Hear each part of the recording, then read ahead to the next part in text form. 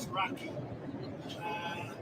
Any questions? We had some great economic numbers come out. As you know, we're doing very well economically.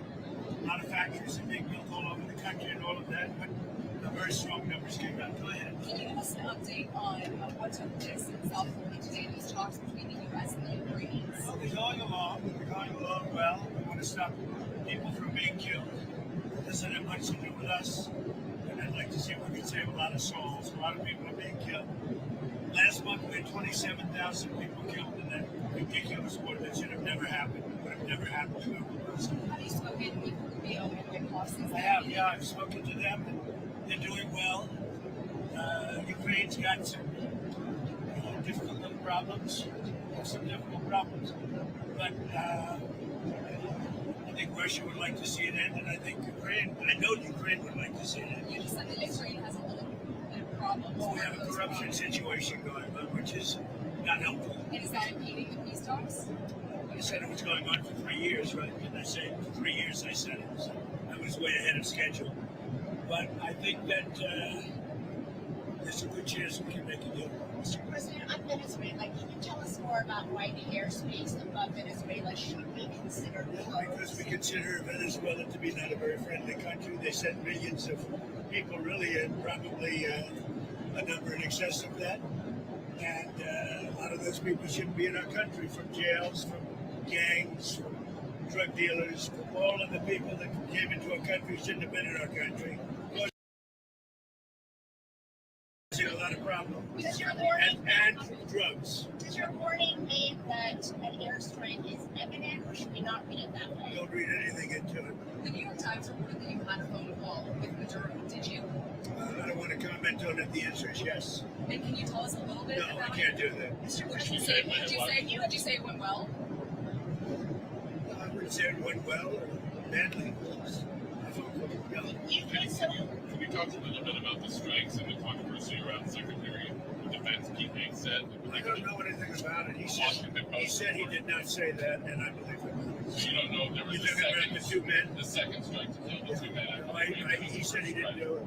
He said he never said it. Would you be Of course, he never said he's going to say it. Of course, if he admits that he said kill everybody, if he says that, then he is a war criminal because it's automatically against the law. If he says that, he's a war criminal. Of course he didn't. Of course he's going to tell you he didn't say that. Of course. okay with that if he did?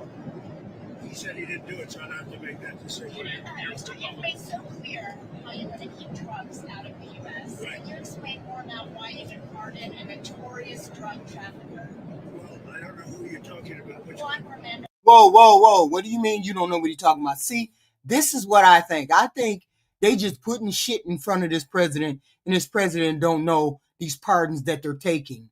They're taking pardons, or they're giving pardons to people, and he said, I don't know who you're talking about. Why does he not know who he pardoned? And that's the latest person that we know. Why doesn't he know that he's pardoning a drug dealer? Well, I was told, I was asked by Honduras, many of the people of Honduras, they said it was a Biden setup. I don't mean Biden. Look, Biden didn't do it. Why the hell would you even mention Biden? This has nothing to do with Biden. It has to do with you letting a drug dealer off. Why are you letting a drug dealer off? Why? But it was the people that surround the Resolute desk, surround Biden when he was there, which was about very little time. And the people of Honduras really thought he was. No. See, you are pardoning a drug. See, do you understand the dichotomy? Do you understand the hypocrisy here? He is going to war with Venezuela, but he's pardoning a drug dealer. How do you get to pardon a drug dealer and then be mad at another dictator who is a drug dealer? How do you go to war? How do you do that? I don't understand what's going on with this administration. It was set up and it was a terrible thing. He was the president of the country, and they basically said he was a drug dealer because he was the president of the country.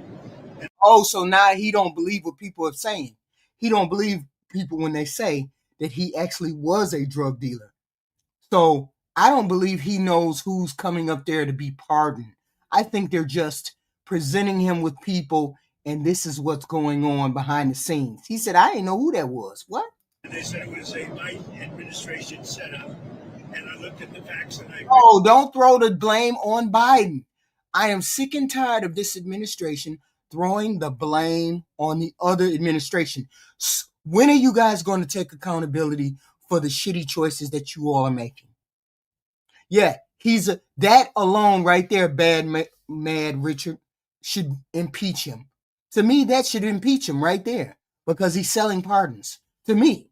What evidence did you share that he was set up and that he wasn't? Well, you take a look. I mean, they could say that you take any country you want. If somebody sells drugs in that country, that doesn't mean you arrest the president and put him in jail for the rest of his life. President, can I just clarify? Do you think the U.S. Yeah, but he got arrested. He was tried. He was convicted in the United States, right? So we convicted him. We found charges on him, and he went to prison.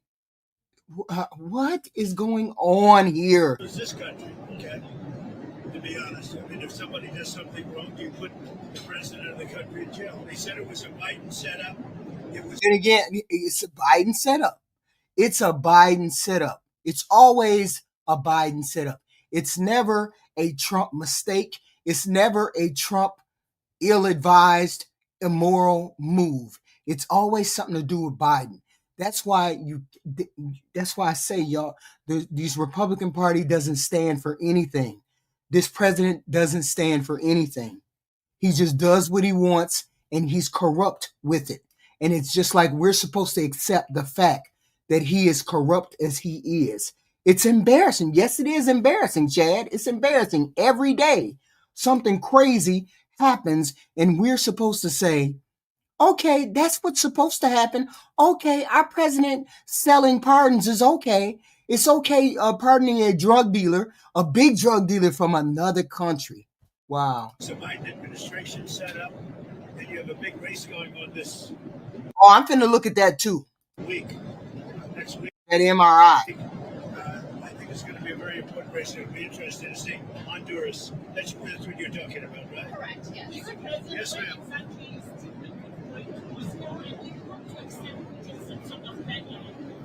Well, what is the second part of your question? No,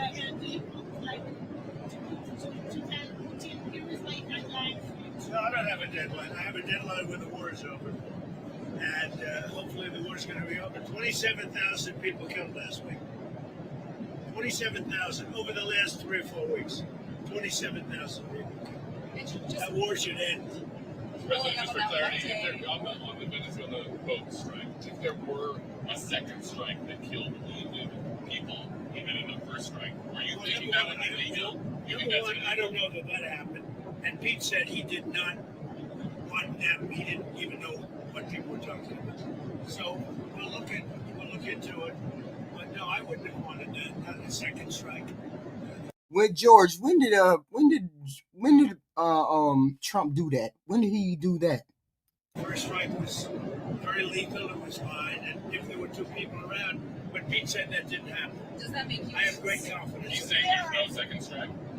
I don't know. I'm going to find out about it, but Pete said he did not order the death of those 2 men. Do you have any concerns about how those boat strikes have been carried out at all? Very little. Not to mention that there were 2 people clinging to the side of the boat. And if you did a second strike, this is what the contention is. Because Pete Hegseth gave the order to eliminate every person, those people who were clinging to the side of the boat should have been carried over as enemy combatants, but they weren't. When somebody needs to put in the chat, when is it legal, or when has it ever been legal that there's a charge for a drug dealer to be murdered? When has that ever been on the books that a drug dealer is supposed to be murdered instead of tried? I need somebody to put that in the chat for me. When? Because you can see the boats, you can see the drugs in the boats, and each boat is responsible for killing 25,000 Americans. So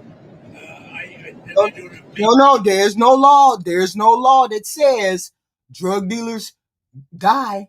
There's no law. So I need somebody to tell me, what the fuck is he talking about? Why is he saying something about a drug dealer and X, Y, and Z? No. The whole point is you murdered enemy combatants. Amazing job. And you know, we're getting, you just look at the numbers. The amount of drugs coming into our country by sea is infinitesimal compared to what it was just a few months ago. And each boat, think of this, each boat on average is responsible for the death of 25,000 Americans. You see how they're trying to justify shooting the boats down, bombing the boats? You see how they're trying to justify murdering people? This is what they're trying to justify. They know that what they did was illegal. They know that. They're trying to justify it behind the fact. Nobody saw any drugs in the boat. Nobody saw that. On immigration, your administration made a lot of moves. Don Shivaga Bon, you're a zombie. And you're the embarrassment of our time. You and your president. You and your president. Don't worry about me. I could be the biggest clown on the earth. Don't nobody know me. But everybody knows your president is the clown. And only a zombie would follow a clown. That's why we're embarrassed. The last few days after we know that an Afghan national is the suspected shooter of these National Guardsmen. Yeah, people that shouldn't be in our country this year. So you announced that asylum. And that includes Somalians and it includes plenty of others. How long does your administration? All day. I'm going to be a clown all day, but he's still the biggest clown on that platform. That president is the biggest clown we have ever had as a president. So you take your lick. That's your L. That's y'all L. Cause asylum into the U.S. I think a long time. Can you give any We kind don't of time? want, we don't want those people. We have enough problems. We don't want those people. Is that a year, 2 years?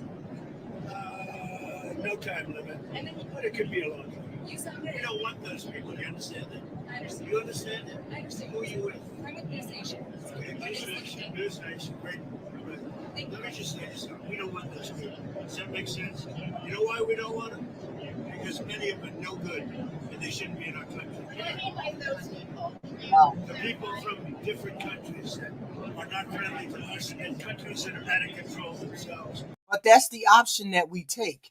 That's the choice that we make, and that's the risk that we take when we take in illegal immigrants, when we take in too many. I get that we need to limit who we have coming in. I get all of that.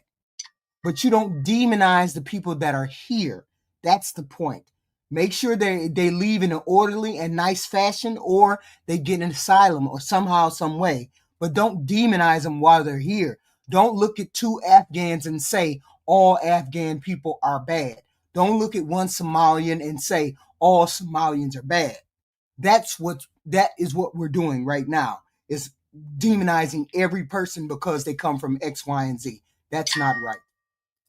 Countries like Somalia that have virtually no government, no military, no police, all they do is go around killing each other. Then they come into our country and tell us how to run our country. We don't want them. Are you talking How to many you? countries roughly? You gotta talk up. She said how many countries? Is there a list? Well, I guess we gave you 19, right? Okay. There's probably more than that. Is that what you mean when you mean third world countries, those 19? No, I don't think they're all third world, but in many cases they are third world. They're not good countries. They're very crime-ridden countries. They're countries that don't do a good job. They're countries that don't register from the standpoint of success. And we, frankly, don't need their people coming into our country telling us what to do. And you're talking about I'm talking about denaturalization. like Somalia, where you have a congressman goes around telling everybody about our Constitution, and yet she supposedly came into our country by marrying her brother. Well, if that's true, she shouldn't be a congressman, and we should throw her the hell out of our country. Top of that, in that same post, you mentioned Tim Walz, and you called him what many Americans do find offensive or retarded. Do you stand by that claim of calling Tim Walz retarded? Yeah, I think there's something wrong with it. Absolutely, sure. Oh, no kind of apology at all. No kind of apology at all. He doubled down on the tarred word. He doubled down on the tarred word. Yep. Embarrassing. Yes, it is. If you don't You think have a problem with it? You know what? I think there's something wrong with it. Anybody that would do what he did, anybody that would allow those people into a state and pay billions of dollars out to Somalia. We give billions of dollars to Somalia. It's not even a country because it doesn't function. I told you there's no morality to you Republican people. He called a person retarded. That's why he's losing his party, and that's why he's losing a lot of people. He already lost the Democrat. He already lost the independents. He already lost the Latinos. His behavior is what makes people lose. No, he said that, and 2 congressmen got offended. 2 Republican congressmen got offended. That's why. And then he just doubles down on it. That's just wild. Like a country. It's got a name, but it doesn't function like a country. Yeah, there's something wrong with walls. Mr. President, you said that you might denaturalize some American citizens. Can you talk You about mean people that are in here that shouldn't be here? that became Americans? Are you Well, trying we'll to see. promote I mean, yeah, we have criminals that came into our country and they were naturalized maybe through a fight with somebody that didn't know what they Most people don't. Just 2 Republican senators and congressmen that he needs. Just 2 of them. That's all. were doing. If I have the power to do it, I'm not sure that I do, but if I do, I would denaturalize absolutely. What do you mean by Dan, do you have a question? what do you mean by reverse migration? It means get people out that are in our country. Get them out of here. I want to get them out. We got a lot of people in our country that shouldn't be here, and they came in through Biden, and he was the worst president. Of course, it came through Biden. He was a president too. That's the silly, crazy part. He was a president too, and he let people in as well. He wasn't that focused on the border when he was here before. He was just getting the feel of, he was just getting the lay of the land, so he knew what to steal. So he knew what to steal when he got back in the second time. Criminals, all of them. President of the history of our country, but the single biggest thing he did was allow millions of people into our country that shouldn't be here. Drug dealers, prisons were opened up and allowed to come into our country. You take a look at the people that were allowed to come into our country. We're paying a big price for it, and we will for years to come, including the recent killer of 2 wonderful National Guards people. And I'll tell you what, that animal. Wait a minute, did that other guy die? Did that boy die? Did that other guy, did he die, that boy? I know the girl died, but did the boy die too? Maybe I haven't seen the news. Should not have been allowed to come into our country. He just said they both died. They both died? Thank you very much, everybody. Thank you. Have you spoken to Andrew Cupp's family? Can you give us an update? I have spoken to both families. Well, I mean, I can give you an update. They're devastated. Does that make sense to you? They're devastated. Can you give us an update on Andrew Cupp's? Well, as you know, the one is no longer with us. And Andrew is fighting for his life. And his parents are unbelievably great people, highly religious people. And they're praying, and they want everybody to pray for Andrew. And he has a chance to make it. But he is, his mother and father, they were so unbelievable. They were so positive. From West Virginia, great state. I spoke with Sarah's parents too. And the only thing I can say, they were devastated. They can't even believe it. It's absolutely devastating, of course, to lose your children. Do you plan to bring the next troops to the White House? Yeah, I do. I've already suggested it. I said, when you're ready, that's a tough thing. Come to the White House, we're going to honor Sarah. And likewise with Andrew, recover or not, we're going to honor. I do have one more question about Witkoff, because you mentioned, and this was asked previously, can you tell us what day Witkoff is going to meet with Putin? And then on that, is that meeting... Sometime next week.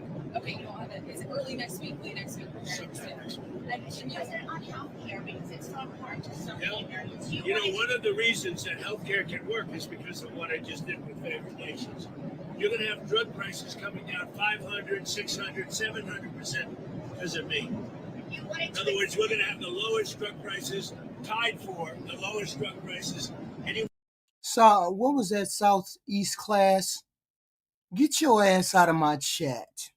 Why don't you get your ass out of my chat, you fucking toaster? Get your ass out of my chat. You're the tard, and you need to leave. Otherwise, you should never have been here. A fucking zombie. Crash out in the chat. Fucking zombie. We're the world. It's called Favored Nations, and you don't talk about it. It's probably the biggest thing to happen in medicine in the last 100 years, and it can have a huge impact, positive impact on pricing for healthcare. Are you any What closer about- on that? what about Is it extending on picking a new Fed chair? Are you any closer on that right now? I know who I'm going to pick. Tell me, Kevin Hassett. I'm telling you, we'll be announcing it. Thank you very much, everybody. Thank you, Mr. This is President. a rocky It's flight. a rocky one. We're going to get out of here before something happens. They asked about my MRI. MRIs are very. Governor Walz asked you to release the MRI records. Will you tell us what it was Governor for? Walz, you mean the incompetent governor? So if they want to release it, it's okay with me to release it. It's perfect. What was the What were they It's like looking my phone call where I got impeached. It's absolutely perfect. So if you want to hear about it, or if you want to release it, do you want to have it released? Yes, News Nation, failing News Nation. No, sir, not fair. News Nation is doing lousy, by the way. But if you want to have it released, I'll release it. Please, can you tell us what they were looking at? For what, releasing? No. What part of your body was the MRI looking I at? have no idea. It was just an MRI. What part of the body? It wasn't the brain because I took a cognitive test and I aced it. I got a perfect mark, which you would be incapable of doing. Goodbye, everybody. You too. Oh, you would be incapable of doing. Wow. That president just insulted that lady, and she was being as nice as possible. Can you tell us what part of the body you did the MRI on? He says, I got a perfect score, something that you couldn't get. Wow.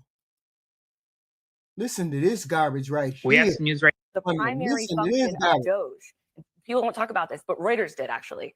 The primary function has been to combine data illegally, by the way, because it violates a lot of privacy laws from HHS, DHS, and the IRS so that they can have a surveillance database about us. Don't believe me? Go check it out, because that is exactly what Doge has been doing this entire time, using Palantir software made by Peter Thiel, who is JD Vance's primary benefactor.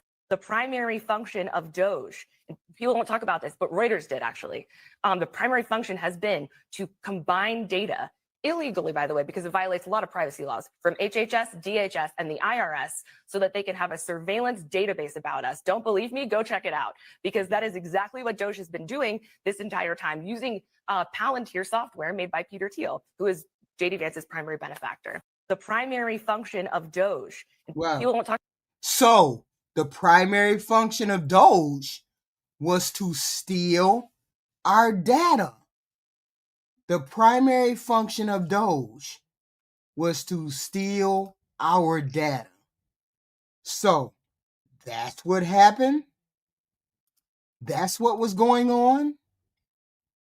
I don't understand how we even still are going on with what happened with this president. I just don't understand. What the hell is going on? Hold on. I'm looking for something. That's why. That's why I'm looking for something. Where's that damn where's the president? Where's the press? Where's the press? Presser. With Caroline, what's the name? Where's the presser? Media, White House. Hold on.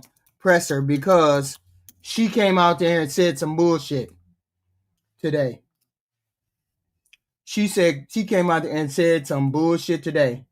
Like, really, this is what we doing? Wait a minute. What was that? December 1st. Here we go. Okay. Let's start at the beginning. Hold on. Let me start at the beginning. Wait a minute. I know that ain't 4 hours because I know it's live. I wanted to look at the presser because she said she came out and said some bullshit. Of course, she always comes out and says bullshit, but we're always at the damn, how do I find wait a minute, how do you find this? Come on now. Hold on. Yeah. So she always comes out and says some bullshit. Always, and it's riffed with lies and bogus shit. So every time she talks, she always says something fucked up. And then even more fucked up is the lies that admit. I bet you she didn't talk anything about the fact that she knew about her nephew's baby mama who was an illegal alien. I bet she never told anybody about, or did they mention that about her at all? Does she have anything to say? I don't know. Yes.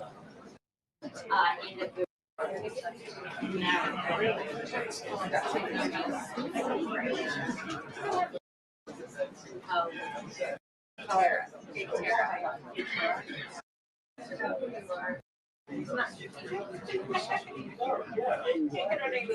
we go. All right.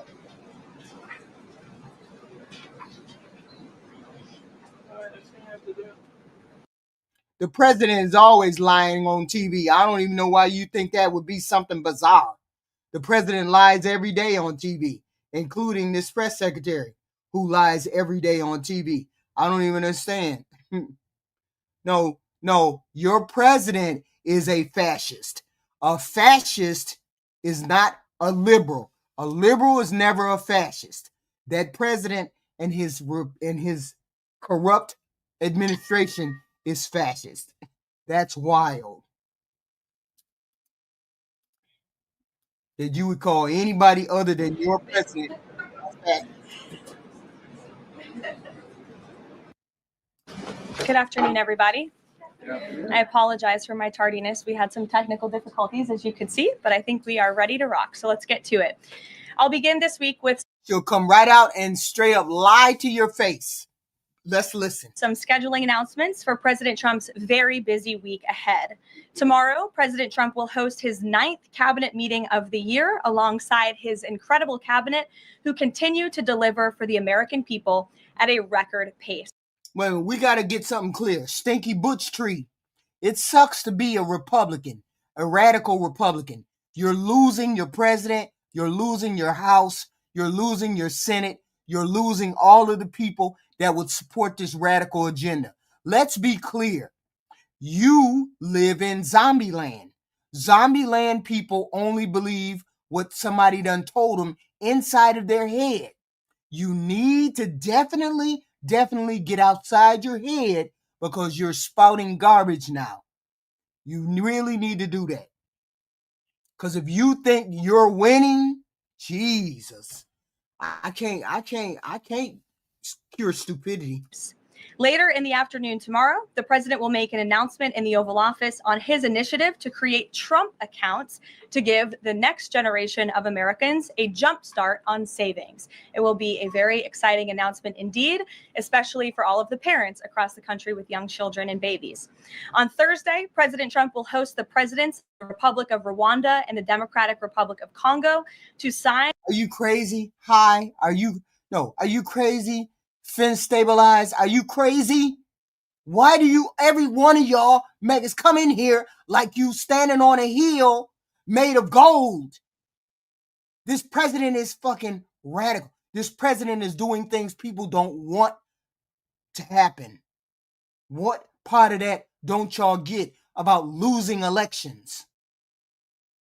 Democrats ain't got shit going on, but they sure as hell better than you fucking Republicans. They're sure as hell better than this radical president, this unlawful president. Jesus. And the historic peace and economic agreement that he brokered. On Thursday night, the president and the first lady will celebrate one of America's greatest traditions, the lighting of the national Christmas tree on the ellipse. And on Friday, President Trump will attend the FIFA World Cup final draw at the Kennedy Center. You all will be seeing and hearing from the president every day this week. So you have me today, and then he will take on the rest of the week himself. Next, I would like to address the horrific tragedy that took place in our nation's capital that last week.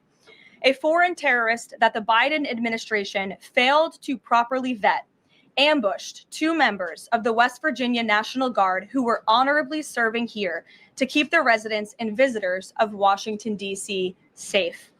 U.S. Air Force Staff Sergeant Andrew Wolf was severely wounded in the attack and remains hospitalized while he continues to fight for his life. Tragically, U.S. Army Specialist Sarah Beckstrom died of her wounds. She was just 20 years old.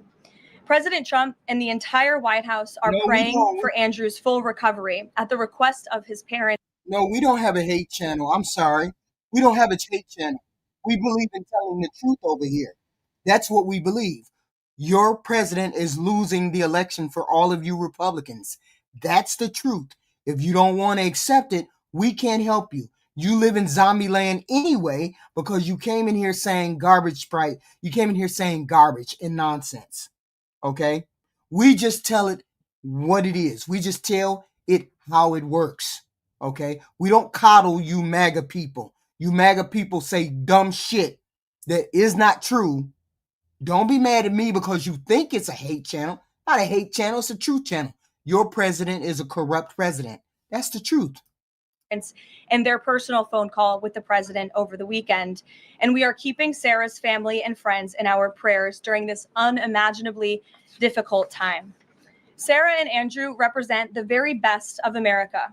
Two young patriots who were willing to put on the uniform and risk their lives in defense of their fellow Americans. Both of them truly embody the profound words spoken by Jesus Christ in the gospel. Greater love has no one than this, to lay down one's life for one's friends. Anybody who says Biden is worse, I question your sanity. I just gotta question your sanity.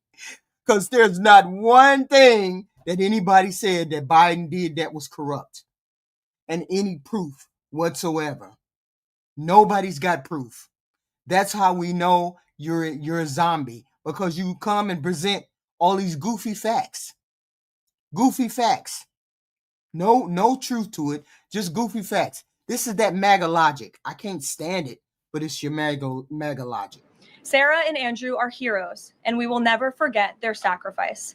That means ensuring the monster responsible for this atrocity is prosecuted to the fullest extent of the law. Happy for you, sir. Happy for you, the Elad Mo. I'm happy for you. And faces the most severe punishment possible. It also means reckoning with. Shut your ass up, T-music lover. You goofy as hell. Ain't no way that you sitting there thinking that 75% of the country is insane and you have and your 25% is sane. There's no way that you're that far out of the bubble that you think the 75% of us is wrong. Why this atrocity was allowed to happen in the first place, so that it may never occur again. Here are the facts. The terrorist who gunned down American soldiers blocks away from the White House in an ambush was an Afghan national who was flown into our country by Joe Biden's administration in September 2021 in the chaotic wake of their botched withdrawal from Afghanistan, one of the most embarrassing moments in the history of our great country. Joe Biden's historic failure in Afghanistan continues to haunt this country and our men and women in uniform. Not only did this surrender lead to a suicide bombing that killed 13 American heroes in Kabul, but now National Guard troops were shot on U.S. soil by the same kind of enemy. We continue to live with the deadly consequences of Joe Biden's horrific leadership. Nearly 100,000 Afghans were recklessly released into the United States with little to no vetting. There was no regard for the disorder and violence that this would unleash on American communities and American culture. Reportedly, thousands of these strangers and unknown individuals were flagged to the Biden administration for. Yeah, but they were all supposedly vetted. The question is, what is the excuse for the guy that you all let loose? You all let that guy loose. You all vetted him in December, and you also let him loose. So you also found the same information that the Biden administration did. See, who do we keep blaming? Do we keep blaming somebody who got vetted at the door? Or do we get blamed for the person after they got in the building, somebody vetted them after they got into the building? You guys vetted him after he got into the building. So who's more responsible? You all. You said you had to streamline the governmental agencies, all of the apparatus and all the background and all of the nooks and crannies of these agencies, you all hollowed out. The Trump administration hollowed those agencies out that would have vetted, would have found him in two or three stops, 2 or 3 checkpoints. They would have been his radicalness would have been found in 2 or 3 checks. But seeing as how the Trump administration hollowed out all of those organizations, hollowed out the FBI, the DOJ, got rid of all of the the experts that were in that. They got rid of all the experts. They hollowed out all of these organizations. They hollowed out the FBI, hollowed out the CIA, hollowed out all of these things. And then they expect it to work the way the Biden administration did? No. It expects to work efficiently? No. You all took out all of the career people who would have known to catch these red flags. See, that's what this goofy radical organization, Trump organization, doesn't get. Once you hollow out the people that are supposed to get to who are supposed to be the checkpoints, then people just come in. When you fire the immigration judges, people just get through the system. This is the Trump administration's fault. This last guy who came in. National security, public safety, and fraud concerns. But the terrifying truth is that the Afghanistan debacle is just a small part of Democrats' complete and total betrayal of the American people during the Biden years. The tragedy that we just witnessed the day before Thanksgiving is a reminder that untold thousands of terrorists, gang members, and criminals were invited into our country and remain here to this very day. The border is now secure, thanks to President Trump, but the threat in our interior remains real and urgent. These public safety threats are already inside our land, and President Trump was elected on a promise to find and remove them, and he has already taken significant steps and made. Wilbur, every time she moves her lips, she lies about something. I can't stand her. I can't stand anything she has to say because I can't. Aren't we supposed to trust everything that comes? We're supposed to trust most of the things that come out of the White House mouth. We can't trust a thing that comes out of her mouth. We know we can't trust him because we know when his lips move, he's lying. But she's just an extension of him. So when she talks, she lies as well. So it's goofy. Hi 715. Hi 715. He can cancel the auto pen all day long. All day long.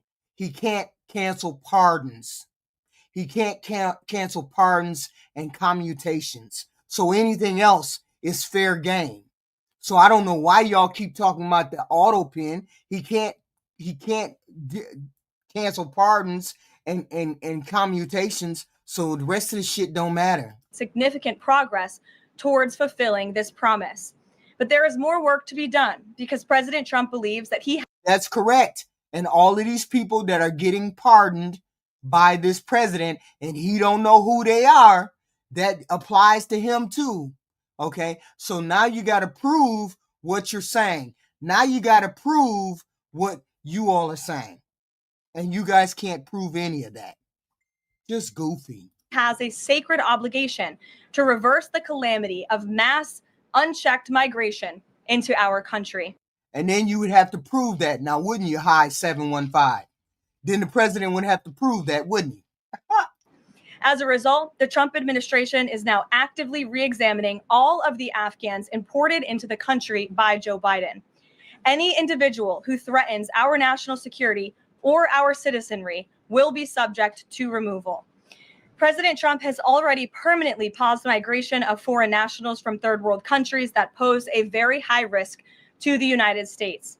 For too long, past American presidents supported self-destructive immigration policies that allowed foreigners who outright hate our country and have no interest in assimilating into our culture. They've allowed these individuals to flood peaceful American communities. This disastrous approach has drained our welfare program, driven up the cost of housing, suppressed wages, and jeopardized the safety of law-abiding American citizens. In fact, according to a new bombshell report from the New York Times, Somalian migrants in Minnesota have defrauded nearly $1 billion in taxpayer-funded benefits under Democrat Governor Walz's leadership. My understanding is they went through the investigation and they found no wrongdoing from this Somali government. So what is she talking about? President Trump is putting The Somali people. an end to this dangerous America Last approach. His position is rooted in common sense. In the wake of last week's atrocity, it is more important than ever to finish carrying out the president's mass deportation operation. America cannot allow millions upon millions of unvetted illegal aliens to be rewarded with amnesty after they broke our nation's laws to come here. They must go back to their home countries. It is also essential to immediately address the massive fraud and corruption that has been going on for decades in other aspects of our immigration system, most notably when it comes to asylum claims.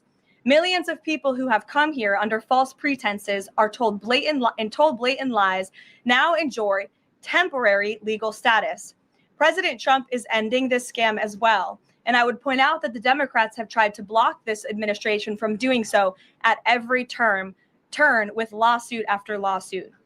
The hard truth is that even when it comes to our legal immigration system, past presidents have failed to ensure that all prospective citizens love America, will add value and contribute to our communities, and will assimilate into our culture. Leaders have a duty to defend and advance the interests of their own people, not foreign nationals. Leaders also have a duty to preserve the integrity and character of our nation's national identity. That is why President Trump is more committed than ever to fully restoring American sovereignty by keeping our borders secure, removing all illegal alien invaders, and rebuilding a legal immigration system that makes sense and benefits our country. President Trump has no higher responsibility than to defend our homeland and our people, and he will never waver in doing so. With that, I will open it up to questions, and we'll lead today with Isabel Brown, who is in our new media seat. She's a very popular face on television these days. She's built a great independent media podcast and platform with the Daily Wire, and I appreciate your being here, Isabel. Thank you, Caroline. Appreciate it and appreciate the briefing. The whole room is full of podcasters. This is wild. Many Americans, in light of these recent events that you just mentioned, are starting to say that we are being invaded as a country, culturally and logistically, when it comes to immigration. And we know that immigration without assimilation is indeed invasion. So given the recent remarks from Vice President Vance on a college campus about dramatically reducing legal immigration to address some of this crisis, and President Trump's Truth Social post last week about individuals who may be non-compatible with Western civilization, are there any conversations happening or plans being made behind the scenes for the administration to implement at least a temporary immigration moratorium, for example, in light of what the American people might be calling for? So, Isabel, it's a great question. I think I spoke a little bit to the heart of your question in my opener there. I would add that the Trump administration has done more to limit migration, both illegal and legal, than any administration in history. And I'll just walk you through some of the actions that we have taken thus far. Number one, the Trump administration issued a travel ban for 19 countries, including Afghanistan, special immigrant visas, which is a legal pathway to get here, which we know many Afghans have utilized to come into the country, have now been paused since the tragic shooting last week. Refugee admissions were suspended for Afghans from this administration on day one, and refugee admissions into the country right now are essentially at zero, with the exception of Afrikaners fleeing persecution in South Africa.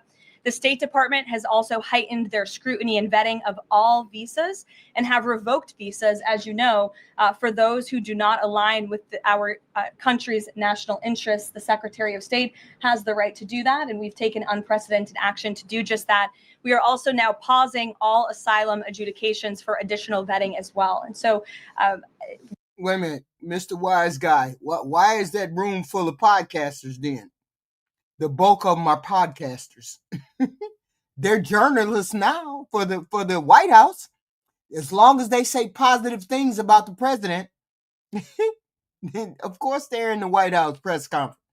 That's wild. Additional actions I don't have to read out for you today, but I would just remark that the president has made tremendous progress on this front, and it's why it's. You all make sure you're hitting the like, share, and subscribe button, please, and thank you. The like, share, and subscribe button. We do this content every day 2 or 3 times a day. We run the latest news and we make commentary on it. Please hit the like, share, and subscribe, please. It's so crucial that we not only secure the borders, which the president did in record time. We have 0 illegal aliens entering into the country month after month, but we also are taking a look at those who are already in the interior of our country and removing them if they are here illegally, and also taking a look at these visas. Again, having a visa in the United States is not a right, it is a privilege. And the Secretary of State, if you are deemed contrary to our country's foreign national interests, has the right to revoke that privilege.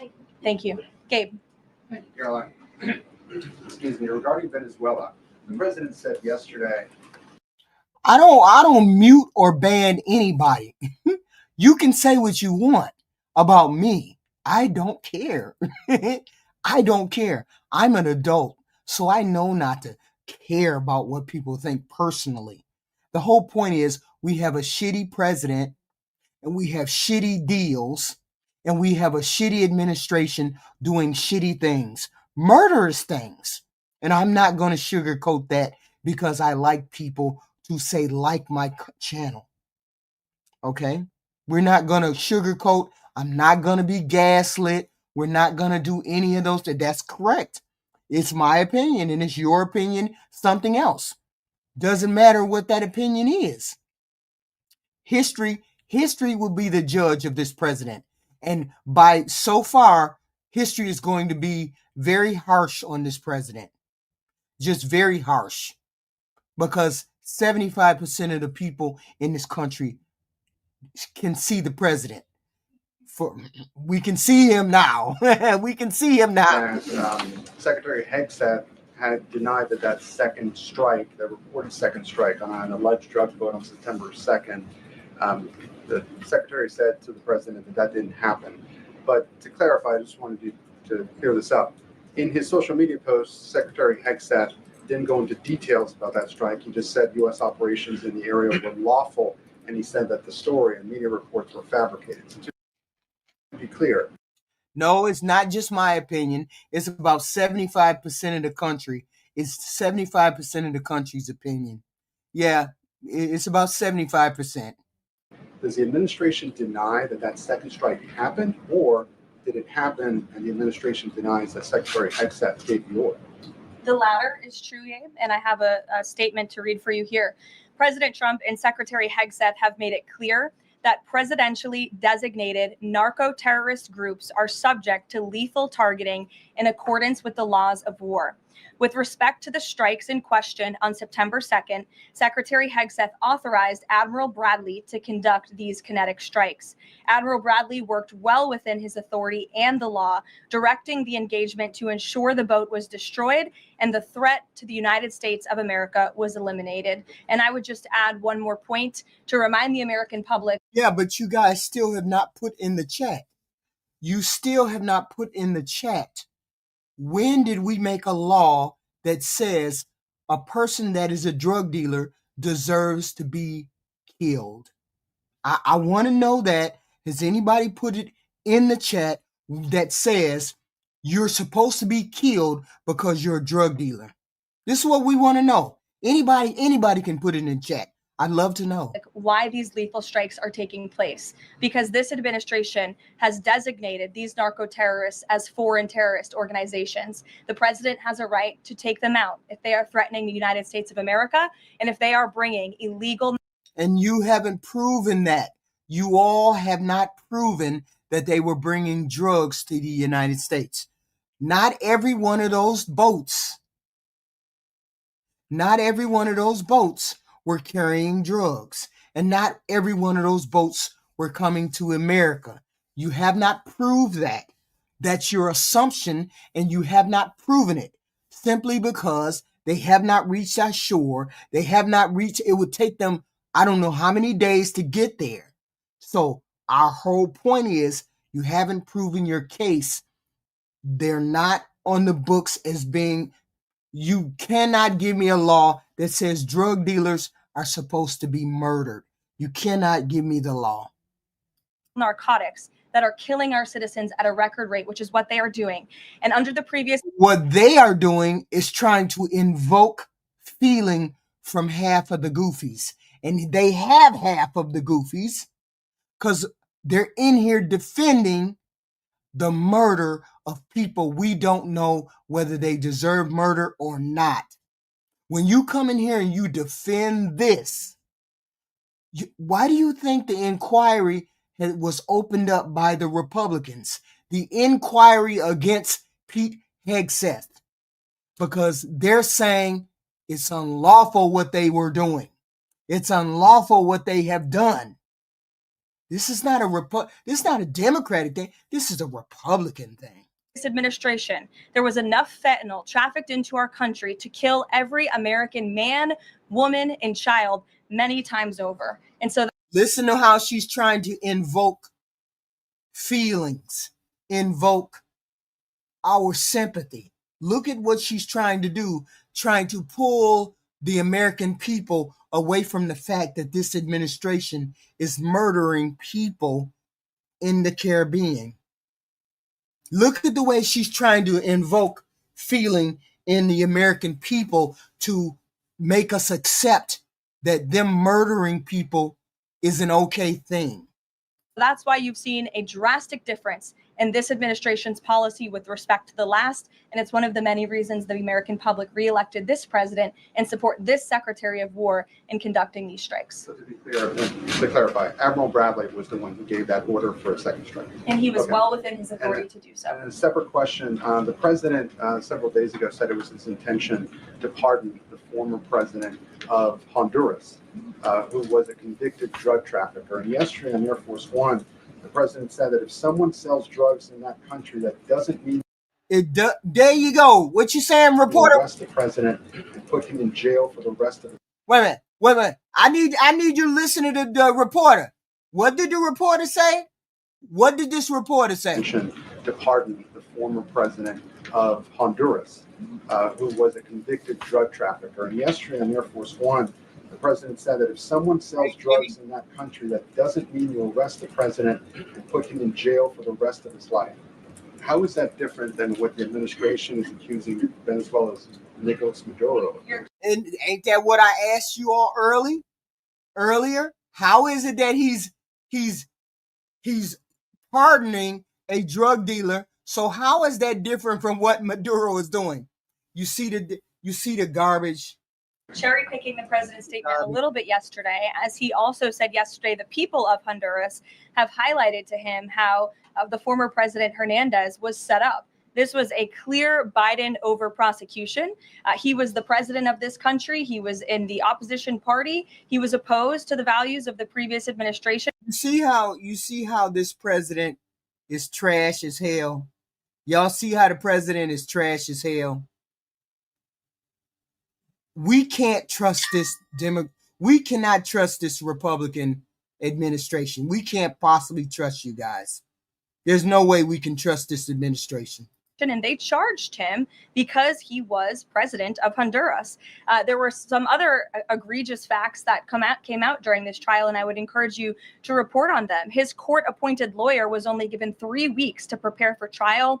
He shared that his... You see how they are giving cover for him doing the unthinkable, for him doing something so egregious.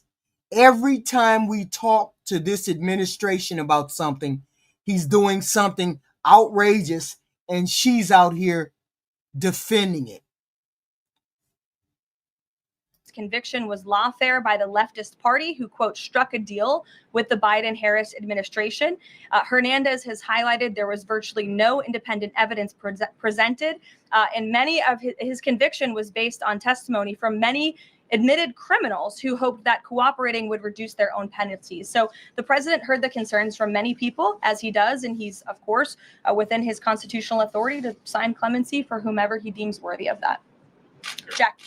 Caroline, following up on Gabe's question, you said that the follow-up strike was lawful. What law is it that allows no survivors? The strike conduct. Yeah. Y'all need to ask her. What law says that you can break motherfuckers off because they're drug dealers? conducted on September 2nd was conducted in self-defense to protect Americans in vital United States interests. The strike was conducted in international waters and in accordance with the law of armed conflict. And then on this pardon for the Honduran president, does it at all undercut the administration's messaging while you have these congressional Republicans defending the strikes on the narco-terrorists and then a pardon for a convicted drug trafficker? Does that make it more difficult for your members to defend your administration's policy?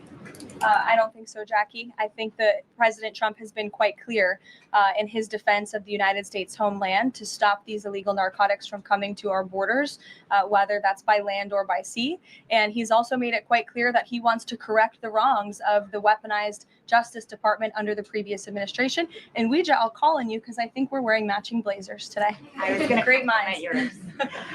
Thank you, Caroline. So just to be clear, to clarify on Jackie and Gabe, did Admiral Bradley order that second strike because there were still survivors after the initial strike? Again, as I read for you, Admiral Bradley worked well within his authority in the law. He directed the engagement to ensure the boat was destroyed and the threat of narco-terrorists to the United States was completely eliminated. So was the initial order from Secretary Hegseth, everyone be killed, and did that come from President Trump? I saw that quoted in a Washington Post story. I would reject that the Secretary of War ever said that. However, the president has made it quite clear that if narco-terrorists, again, are trafficking illegal drugs towards the United States, he has the authority to kill them. And that's what this administration is doing.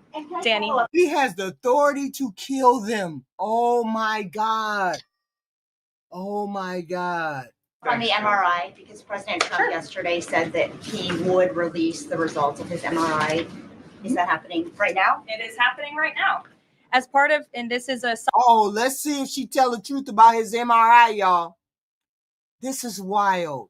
She said he has the authority to kill drug dealers, y'all. And then there were two hanging on the side of the boat. They have the authority to kill the two that were hanging on the side of the boat. What the hell is going on? Now she's about to lie about this MRI that the president had. No, that's not a law, Derek Goofy. That's not a law. Summary from the president's physician, and we will release it right now. I think my team has it teed up for all of you. I'll read it for you, and then you'll get it physically as well. As part of President Trump's comprehensive executive... I know Goofy, High 715 ain't talking about nobody losing support except her radical right Trump administration. I hope you ain't talking about nobody else but that guy. Because that guy is losing support like you wouldn't believe. Physical advanced imaging was performed because men in his age group benefit from a thorough evaluation of cardiovascular and abdominal health. The purpose of this imaging is preventative, to identify any issues early, confirm overall health, and ensure the president maintains long-term vitality and function. President Trump's cardiovascular imaging was perfectly normal. No evidence of arterial narrowing impairing blood flow or abnormalities in the heart or major vessels. The heart chambers are normal. Oh yeah, I'm going to push for this administration. I am going to do whatever I have to do to my part in order for every person in this Trump administration to get a sentence, to head for prison, including this chick right here. Normal in size, the vessel walls appear smooth and healthy, and there are no signs of inflammation or clotting.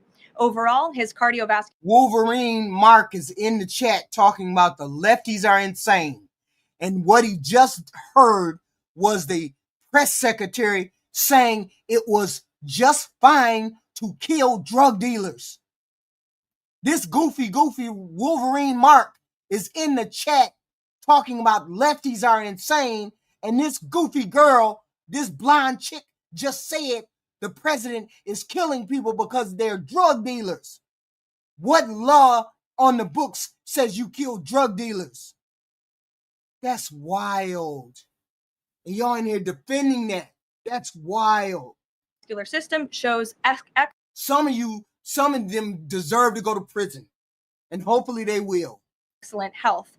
His abdominal imaging is also perfectly normal. All major We ain't organs talking about appear Biden, very Woody, healthy Wolverine, and well Mark. perfused. We talking about your goofy ass who in here defending murder.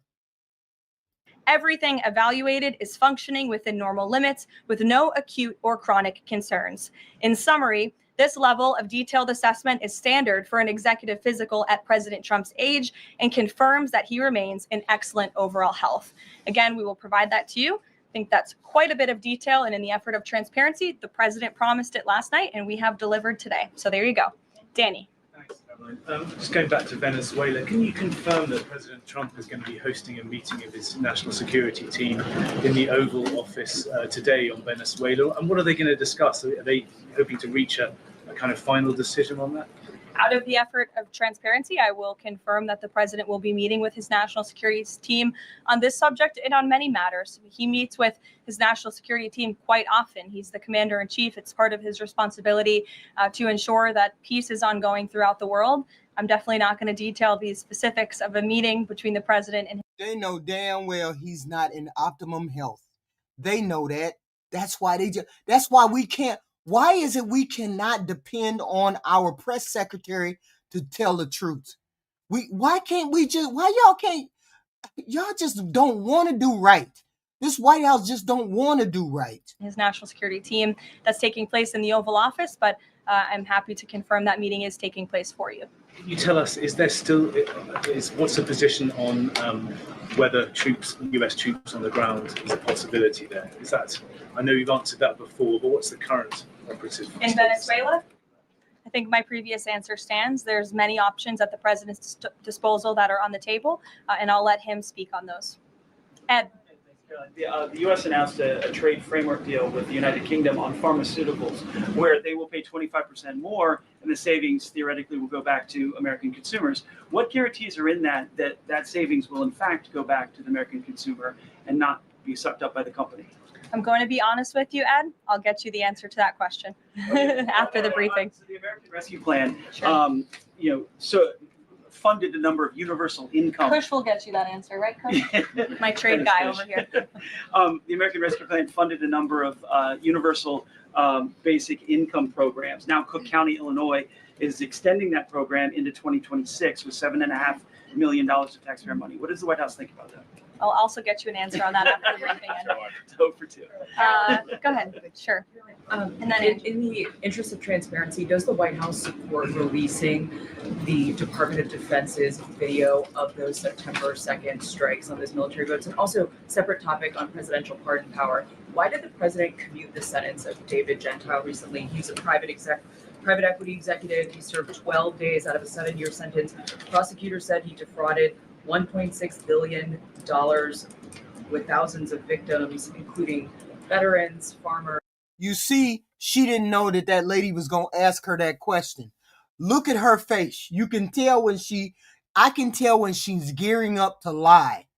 Look at the face. She puts on that straight, mean bitch look. She's about to lie. Watch what comes out of her mouth, because she has no idea about this question. But now she's about to lie. Teachers, why was he pardoned? To your first question, that's definitely not a decision for me to make. I would defer you to the Department of War. It's also probably a decision for the president himself to make. As for your second question with respect to that pardon, he issued a commutation for Mr. Gentile, who's the former CEO and co-founder of GBP Capital Holdings. Unlike similar companies, GBP paid regular annualized distributions to its investors. In 2015, This president buys pardons. This is why he's pardoning these people, because now people know that that Donald Trump will pardon them if they give him enough money. So this is what they know. These people are getting pardoned because they're paying Donald Trump. GBP disclosed to investors the possibility of using investor capital to pay some of these distributions rather than funding them from current operations. Even though this was disclosed to investors, the Biden Department of Justice claimed it was a Ponzi scheme. This claim was profoundly undercut by the fact that GBP had explicitly told investors what would happen. At trial, the government was unable to tie any supposedly fraudulent representations to Mr. Gentile. In short, again, this is another example that has been brought to the president's attention of a weaponization of justice from the previous administration, and therefore he signed this commutation. See, this is why I would impeach him. I would impeach him on this right here alone. Selling pardons. If you have enough money, I'm surprised he hasn't sold other pardons. So he's able to sell pardons and nobody looks at him like he's corrupt. So you say he's not corrupt, yet he sells pardons. That's wild. He's the most corrupt president ever. And he's going to go down in history as the most corrupt president ever. It just is what it is. Him selling pardons alone makes him corrupt. Because he can be bought. That's a president we don't need. A president that can be bought. And this president can be bought. So say that these people were defrauded. I just read you a very detailed summary of why the commutation was made. Sure. In the middle with the red tie. Thank you, Caroline. Okay, Andrew, go ahead, and then you. In wake of Congresswoman Marjorie Taylor Go ahead, Greene's early resignation, reports last week. You're a zombie, David. I don't deal well with zombies. I'm sorry.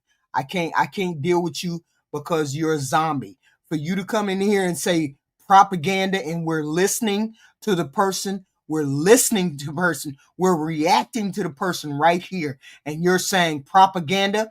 She's spouting propaganda? I don't think so. He's selling pardons. He's a corrupt president. He can be bought, and he is bought. Indicated that other House Republicans might consider doing the same. Does the president have any concerns in light of those reports about other House Republicans potentially leaving early, as well as the other announced retirements that we saw in the last couple of days?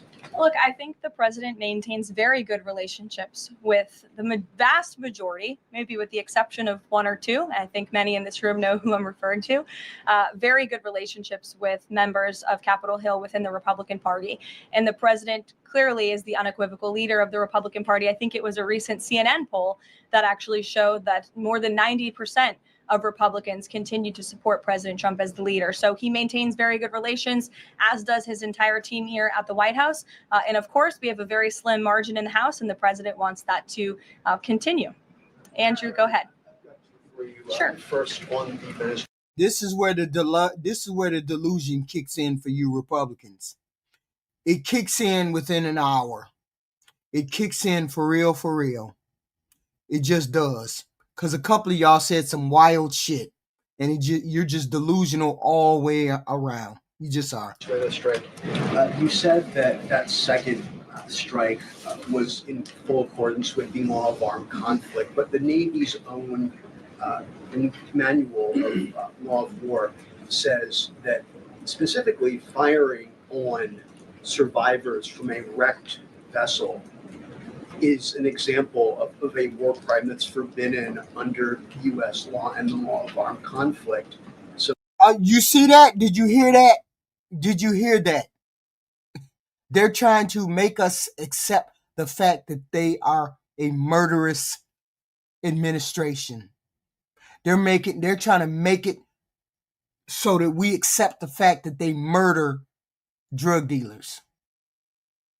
So how was that second strike in following law of armed conflict and then second on immigration? Again, Andrew, I would reiterate to you the strike was conducted in international waters and in accordance with the law of armed conflict.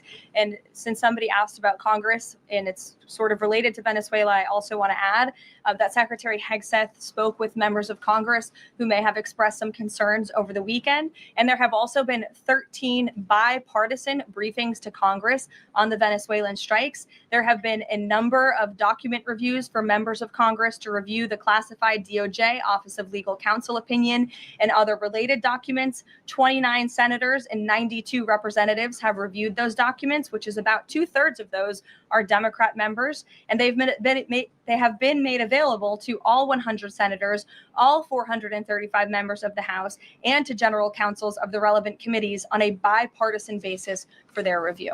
Yeah, on immigration, during your topper, you said, and I quote, "Leaders also have a duty to preserve the integrity and character of our nation's national identity." Can you explain what you mean by our nation's national identity and integrity and character, and how would refugees, people coming from war-torn places who are seeking a safe haven in America, like many of our forebears in this room, not add to our nation's integrity and character of our national identity? I'll tell you what does not add to our nation's character and integrity is refugees who come here under the alleged plight of asylum and fleeing persecution, and then come to the United States to abuse our system and rip off American taxpayers. And as I pointed out, the New York Times, to their credit, it was about 6 months too late, but they did write about how Somali immigrants in Minnesota have been ripping off American taxpayers. In fact, 86 people. Who's bought? I don't understand what you mean by hot. Do Intel has, man, all kinds of tenses in this. Do Intel has been provided to Congress and such, and they haven't said anything yet? So if we're talking about the boats in Venezuela, goofy, high 715, your Republican people have opened up an inquiry, opened up an investigation against Pete Hegseth for him killing those two people hanging on the side of the boat. So your Republican senators or congressmen have already opened up an inquiry saying they don't believe Pete Hegseth was legally authorized to order a kill. They believe Pete committed murder. So yes, there is an inquiry that has opened up under a Robert or Richard Wicker. His last name is Wicker. He is a congressman or he's a senator. He's Republican. Him and some other more Republicans have opened up an inquiry. So yes, they think he committed murder. Him and Trump. Goofies. Have been charged in a rampant and widespread fraud scheme spanning multiple programs in Minnesota. Of those 86, 78 of those people are Somali, 91% of them charged. So far, 59 of those people have been convicted for their roles in fraud plots that have stolen $1 billion from taxpayers. In one scheme, and this is egregious, a nonprofit and its affiliates with these Somali migrants claimed to have fed tens of thousands of American children during the pandemic. They were reimbursed for those meals by taxpayers. However, federal prosecutors found that almost all of those meals were never even delivered to hungry children. In fact, those organizations' leaders spent the money on houses, luxury cars, and real estate in Turkey and Kenya. Another scheme involved hundreds of organizations who were reimbursed for services that were supposed to help people at risk of homelessness. Once again, those services were never provided. All of this has happened under Democrat leadership in a Democrat-run state where these refugees, these migrants are coming to the United States. They are abusing our system. They are draining our resources that should be going to law-abiding, taxpayer-funded, tax-paying Americans. And this president is not going to put up with it anymore. Rachel. Thank you, Caroline. Just to follow back up on the Washington Post reporting, so much of the concern from Democrats and Republicans is focused on the survivors. Why won't the administration either confirm or deny or reveal whether or not there were survivors after that initial first strike? And there was 2 survivors clinging to the side of the boat. The reporter just asked her, why do you feel that it's lawful to kill those 2 survivors when I guess it's Marine, I guess it's some kind of law or something in the army or the military that says those are considered surrendered people or combatants, or they should be arrested instead of killed. I don't understand what's going on. It's very clear. What imminent threat would 2 survivors pose who were clinging presumably to the wreckage of that boat. Again, as I said, I think you guys are sort of not listening fully to the statement I've provided. Admiral Bradley worked well within his authority and the law, directing the engagement to ensure the boat was totally destroyed and the threat to the narco-terrorists, to the United States, was eliminated. And for any further questions about his thinking, I would defer you to the Department of War. I obviously wasn't in the room for these. Just to follow up, Caroline, just on the administration's policy when it comes to survivors, was there a change in policy after this strike on September 2nd? The Washington Post is reporting that these 2 survivors were killed after a second strike, but then in October, 2 people were rescued and returned to. You sound real dumb, Sean Mitchell. You sound real dumb, and you sound like a zombie. I hate zombies. Colombia and Ecuador. So was there a decision that was made to handle survivors differently after these strikes? Not to my knowledge, no. Steve. The president confirmed that he spoke to the Venezuelan leader. Are you trying to negotiate his departure? Is there an asylum deal? Yeah, but if you knew anything, Goofy, he's following orders. And whose orders would he be following? He would be following Pete Hegseth's orders. Wouldn't he, Goofy? They don't act on their own. They follow command, don't they, Goofy? So did this commanding officer did he, wait a minute, hold on. Did he give the order or did Pete Hegseth give the order? Because he's making decisions according to y'all. This dude who gave the order is working all on his own. Has nothing to do with Pete Hegseth. Pete Hegseth didn't say jack shit. This dude is working on his own fucking recognizance. Wow. It works. President, as you know, last night. No, the buck stops at the person who gave you the order. He gave him the order to kill everyone. And we still ain't seen no evidence of no drugs or no boats yet. On Air Force One, he said, I don't want to comment on that, but I did speak to him in the effort of transparency. So there you go. You got your confirmation. I'll let him speak further if he wishes to on the deal. You do what you were told to do. He does what he's told to do. Didn't the 2 reporters just say there's something that says that you guys have to arrest the people that are left? You should have arrested the 2 people that were clinging to the boat. She said, no, it was our job to murder all of them. Murder them all. Just murder them all. Details of that conversation that took place. Witkoff is headed to Moscow. How close are you to some sort of Ukraine agreement? I think the administration feels very optimistic. Obviously, following illegal orders is no excuse. When you know shit is illegal, you don't follow illegal orders. This is why I believe that the 7 senators put out that video, because somebody called them. They got the whiff that they were doing unlawful orders on these ships, and these senators put this out saying you shouldn't be doing unlawful orders. I believe that's why they made that video.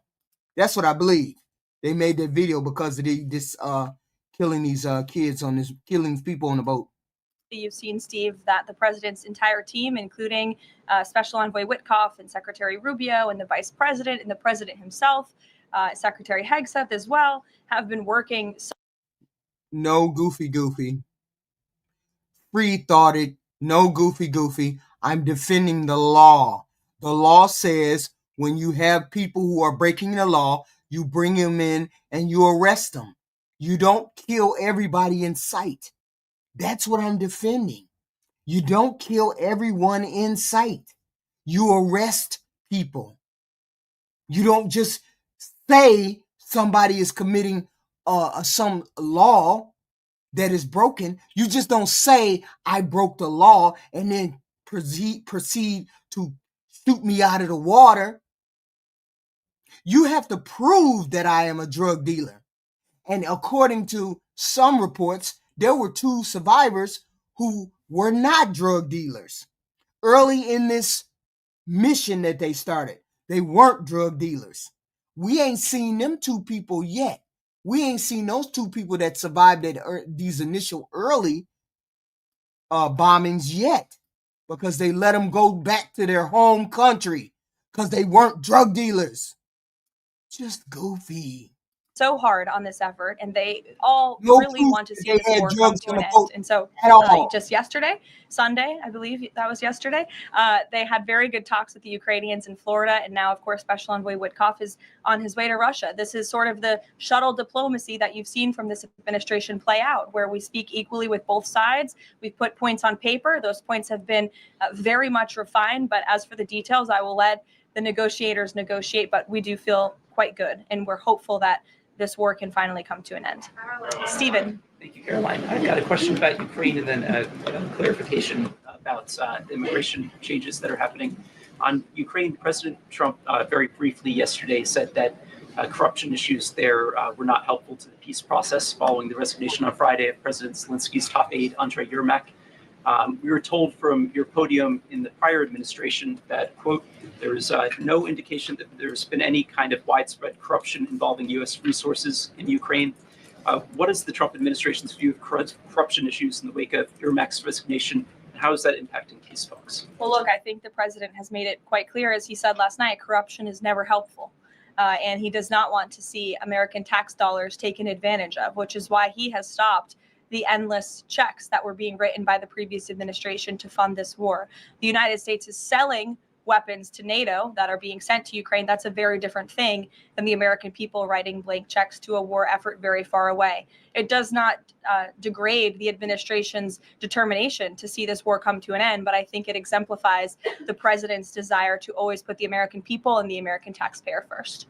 On immigration, you mentioned, or you emphasized that there would be a review of the Afghans who were resettled here under the previous administration. Yes. There's a lot of changes happening right now to asylum and to green card holders.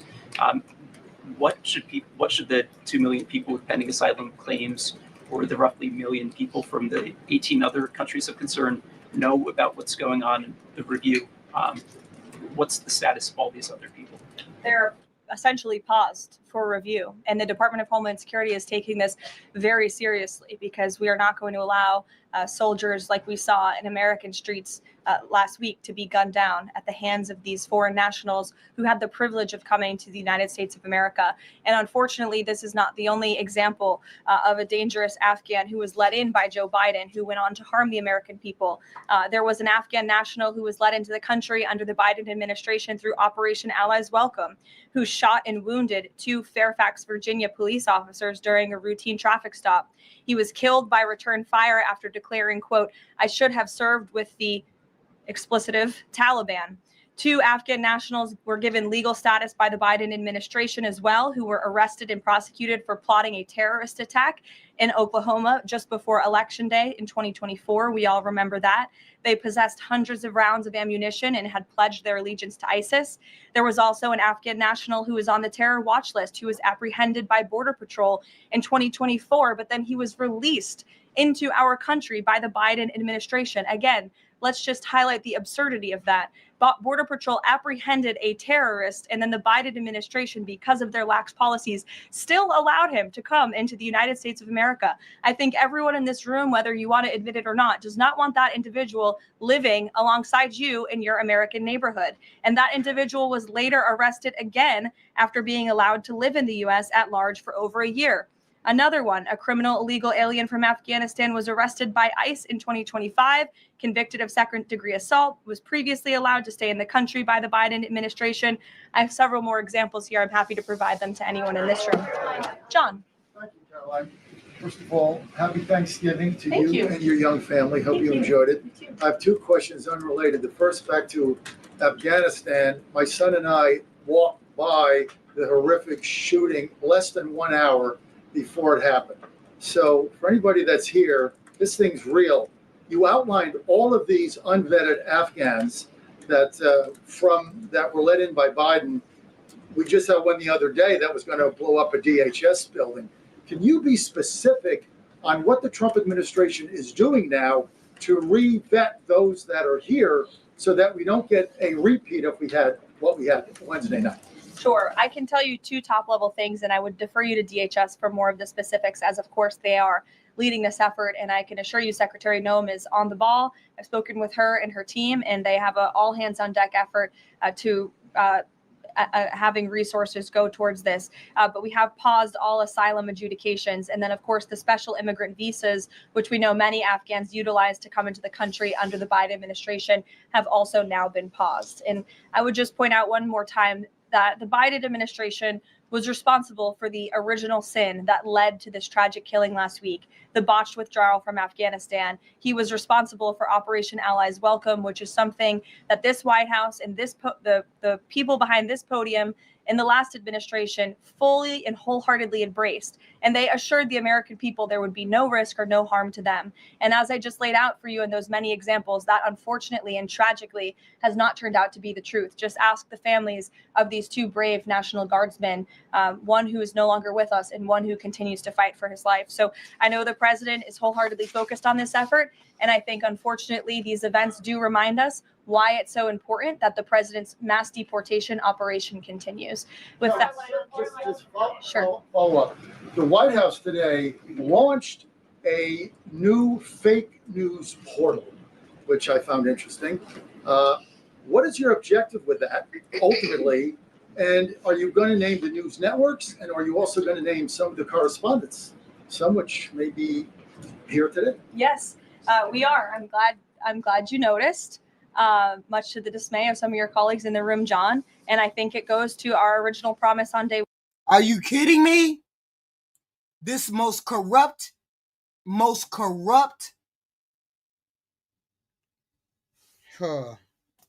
They launched a what? A corrupt portal? They need to jump their ass the fuck in there. One, to hold the media accountable, because unfortunately, and we deal with this all day, every day around here, there are so many fake stories that are unfortunately written that have inaccurate characterizations of meetings that took place. And it's all based on anonymous sourcing. And, you know, the standard for journalism, unfortunately, has dropped to such a historic low in this country. And again, we deal with it every day, where you can have an anonymous source who has no idea what they're talking about, zero credibility, call up a reporter in Washington and say, hey, I heard this. And then the next thing you know, it's on the front page of the New York Times. It's really incomprehensible. We appreciate the journalists, some of those who are in this room who do reach out for comment, who try to get things right. And there are some that remain. But overwhelmingly, the fake news that we see pumped out of this building on a day-to-day basis, it's honestly overwhelming to keep up with it all and to constantly have to defend against these fake news and these attacks. And I will point out one fake news story over the weekend before I let you all go from the New York Times that took about 1/3 of the president's daily calendar and his daily schedule and said that he's doing less than he did in his first term, or he might not be fit for the job. That is unequivocally false. And it's deeply unfortunate that this story was written by the same outlet and the same reporter who wrote this. Biden is doing 100% fine after tripping while boarding Air Force One. Oh, same outlet, same reporter who wrote that President Trump is not fit for the job. Are you kidding me? You all see him almost every single day. He is the most accessible president in history. He is taking meetings around the clock. Another one, Biden declared, quote, healthy and vigorous after his first presidential physical. I don't see headlines like that too often about this president. Again, same reporter, same outlet who wrote falsely over the weekend that President Trump is not fit for the job. I can assure you he absolutely is. You all see that with your own eyes on a daily basis, and the president's physician has now given you all 3 detailed reports on the state of the president's health. But we know that you all lie. We know you all lie. We know it. See, this is the gaslighting tactic that we hear. The right, this radical right, says lies or presents lies. The president is healthy. We know he's not healthy. We've seen the ankles. We've seen the red, the purple hands, the veins. We understand that he's not healthy. Yet they come out and say he's the healthiest he's ever been. So we know you're lying. So we can't trust anything you say. So with that, I will leave you all and we'll see you tomorrow. Thank you. Thank you. So we know we can't believe what they say because they continuously lie. You know and I know a 90-year-old dude is not the healthiest dude. Stop lying. That's the thing. Stop lying. So we did have today, we did have Luigi Luigi went to court, y'all. Luigi went to court, y'all. Look today at Luigi Mangione inside court for a hearing in his New York State murder case. He's the man accused of killing United Healthcare CEO Brian Thompson last year. Attorneys for Mangione are... Y'all stop talking about that lady. Her husband is 60 years old. She ain't dealing with y'all. She's 30 and he's 60. Leave her alone. Trying to get key evidence like his diary entries tossed from his state murder case. CNN's Kara Scannell filed this report just before heading into court. Luigi Mangione is back in court this morning as his lawyers try to get some key evidence in this case thrown out. The focus is when Mangione was approached by law enforcement at a McDonald's in Altoona, Pennsylvania. It's there that his lawyers argue his constitutional rights were violated. They say the Altoona police searched his backpack illegally because they didn't have a warrant. They also say they violated his rights by asking him questions without reading his Miranda rights, that is his right to remain silent. So what his lawyers want to keep out. You sound crazy, Jim. You sound crazy as hell. Do you know how rabid you sound? You sound like you're a zombie, and you sound like you're nuts. Out of this case and away from his jury are those contents that were found in the backpack: a gun, a silencer, and a notebook that had Mangione's handwriting samples in there. The prosecutors say that that was his manifesto and explained his motive for why he allegedly shot and killed United Healthcare CEO Brian Thompson last December. Mangione wrote in that notebook, "Whack the CEO at annual parasitic bean counter convention." He also wrote, "It conveys a greedy bastard that had it coming." Mangione's lawyers also want to keep away from a jury a statement that he initially gave to law enforcement when he identified himself as Mark Rosario. That's the name of the person who rented a hostel room that authorities say the shooter stayed in just days before United Healthcare CEO Brian Thompson was gunned down. Prosecutors say that nothing improper happened. They are expected to call as many as 24 witnesses. Mangione will be in court. He's been given permission by the judge to wear a suit. He's asked to have one hand unshackled so he can take notes. The judge has not yet ruled on that, but this hearing could last several days. Wolf? All right, Kara Scannell, I know you're going to be heading into that courtroom, and we'll be checking back with you often. Thank you very, very much. I want to bring in CNN legal analyst Joey Jackson right now. Joey, break down what the defense is arguing for us right now. Why are they trying to get this evidence thrown out? So, Wolf, prior to any trial, you have what are called pretrial proceedings. At those pretrial proceedings, the prosecution has to establish that any evidence seized was seized properly, that there was probable cause underlying any seizure. Here, the issue in dispute is a backpack. Why is the defense? They trying to get this shit thrown out so they can save this little country bumpkin boy, this little one. They trying to save this little white boy. He on camera. This is why. And trying to keep it out because it has damning evidence and information. As Kara Scannell just laid out, you have a backpack that has a gun. It has the silencer. It has the manifesto, quote unquote, which gives the real intention behind this killing of the healthcare executive. And so it's very damning if the jury would see it, in addition to his identification. They are alleging that as a defense, that it was an improper search, that the bag was not in his possession technically. It was on a table that was nearby. It posed no danger to them. They should have gotten a warrant prior to going into the backpack. And as a result of not getting a warrant, it would be illegal and improper. And the remedy, in the event the judge determines that the bag was seized and opened and looked into illegally, the remedy is to exclude that from the jury's view. The jury is not there today. It's just the judge. And the prosecutors have to lay out the information to establish that that seizure of the bag and anything associated with it was done properly. Now, the prosecution will argue that they had an emergency circumstance. It could have been a bomb or something else in that backpack. In addition, the prosecution will argue that it would have inevitably been discovered, meaning it would have been taken back, it would have been inventoried, etc. But the defense is alleging that, hey, in the event that happened, they still would have needed to get a warrant, which they subsequently did several hours later. Defense says, hey, it's too late. You open up that backpack, it's not coming in. Final point, Wolf, and that is there also, that's called a MAP hearing. Another pretrial proceeding is called a Huntley hearing. That is to determine whether any statements that he made, that is Mr. Mangione, were in fact made properly. Now, if you're going to question a suspect, we've all seen this, you have to issue them their Miranda warnings, but only if it's a custodial interrogation. That means they're in custody and they are being interrogated. Here, the defense alleges they should not have spoken to him at all, such that they would elicit information as to a false name or anything else, and that the statement additionally should be thrown out. And so all these witnesses are going to establish, the prosecution hopes, the propriety and legality of the search of the bag, the propriety and legality of the statements, and in the event they do, those statements will be shown to the jury. In the event they don't, the jury will not see them, they will be concealed, and the prosecution must go forward with other evidence, but not that evidence that was in the bag. And that evidence is obviously very, very important. The hearing is expected to last several days now. Tell us why. Well, generally, these hearings do not last several days. I think this case is a case like none other. Generally, these hearings last a day. Sometimes they go on more. But here, you have various jurisdictions. You have the Pennsylvania jurisdiction. I think we'll hear testimony as to the officers who initially approached him, where he was, why they searched the bag, what he was doing, why they felt the necessity of doing that. And so they have to establish it as the prosecution that the search was done with probable cause, because they want that evidence and information in.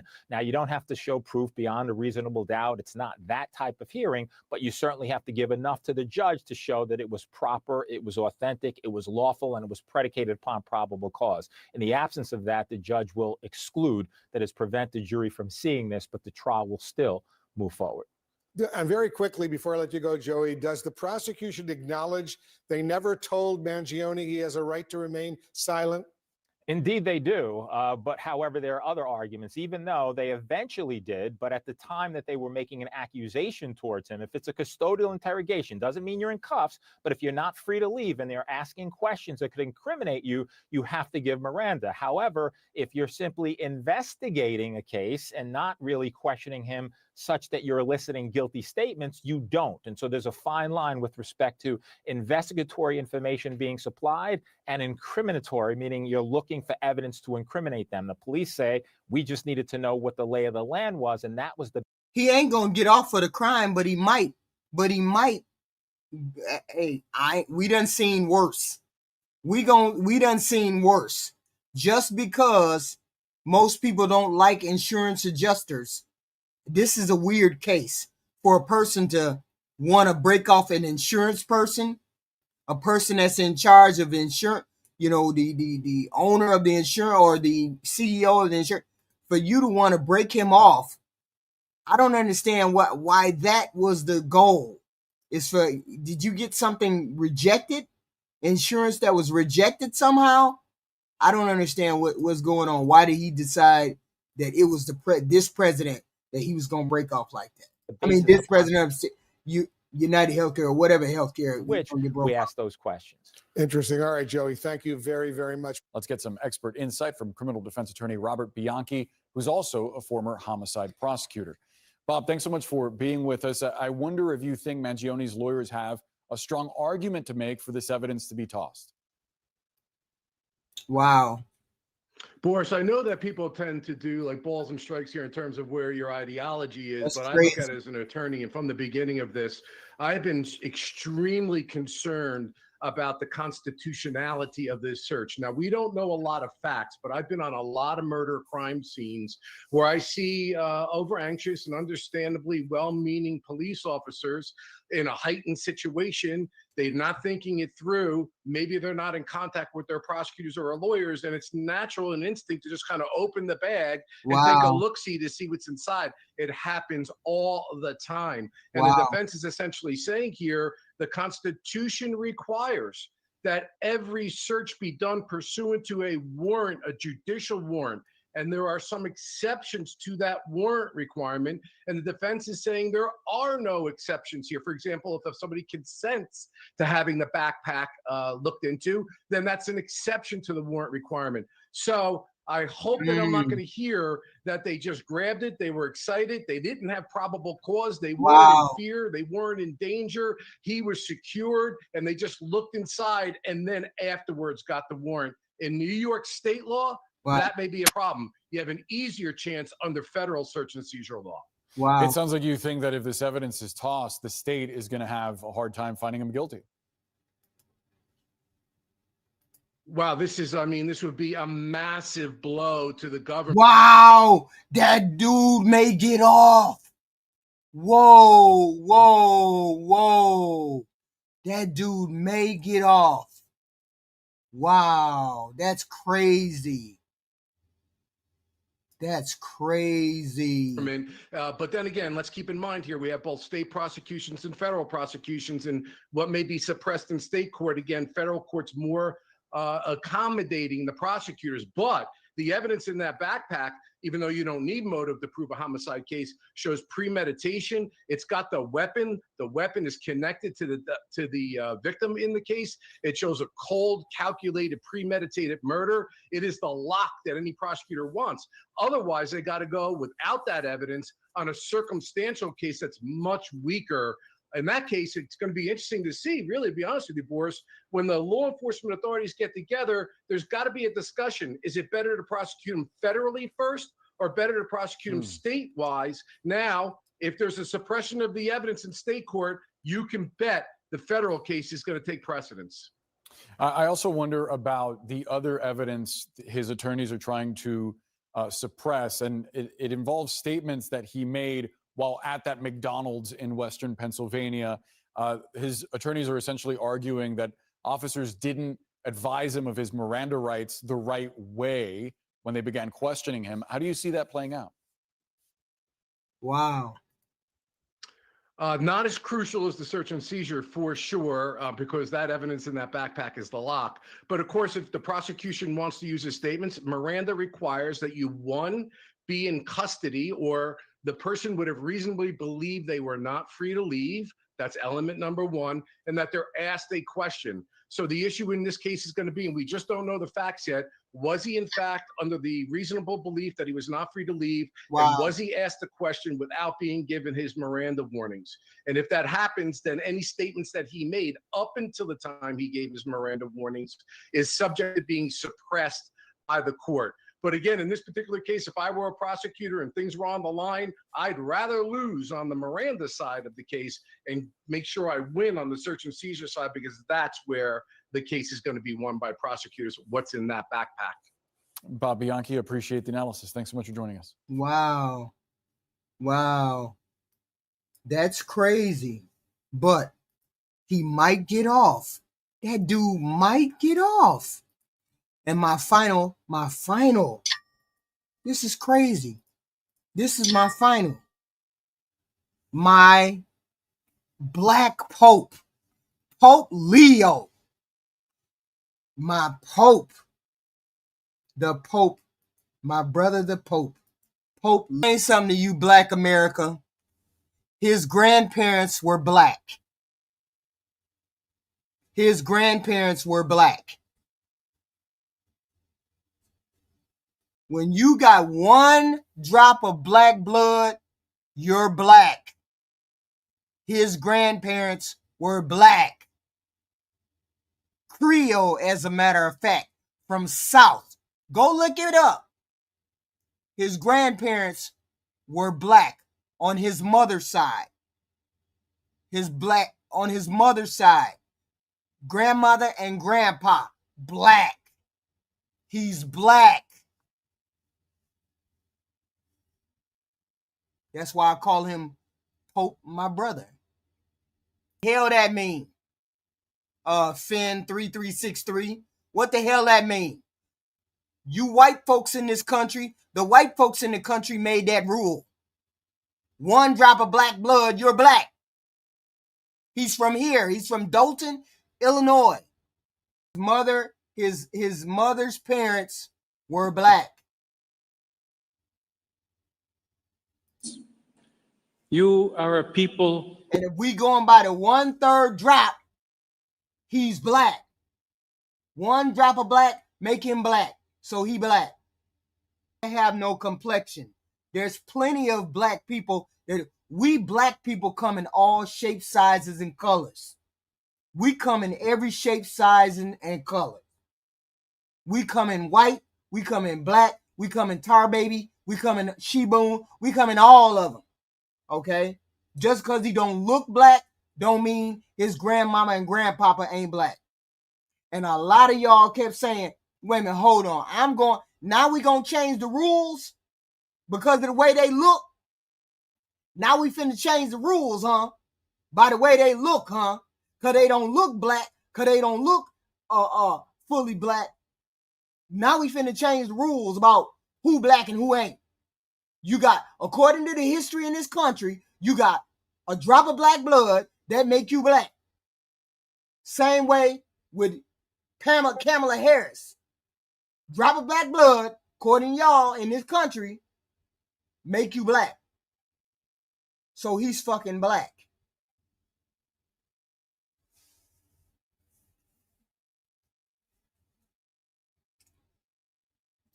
Right. He's a partial African-American descent. And I'm going by the one drop blood that these motherfuckers go by in this country. Most of the people go by in this country. The minute they find out you got a drop of blood, you black to them. So we gonna say, he got a drop of black blood in him. He black. Stop it. If you looked him up already, then you know his grandmama and his grandpapa were black. Situations with hope. Yeah, we do. It takes tenacity to build peace. Goofy people don't. It takes. Does it make Evelyn justice? Exactly. Exactly. What the hell difference does it make? But yet it makes all the difference in this country, don't it? And hope. Black America. You don't matter what is considered. What you think don't matter. It's what these folks think. It's what these white folks think. They think one drop of blood makes you black. His grandma and his grandpa on his mama's side were black. He's black. It don't matter what you think. It matters what the greater population think. And the greater population says one drop of black blood makes you black. He's black.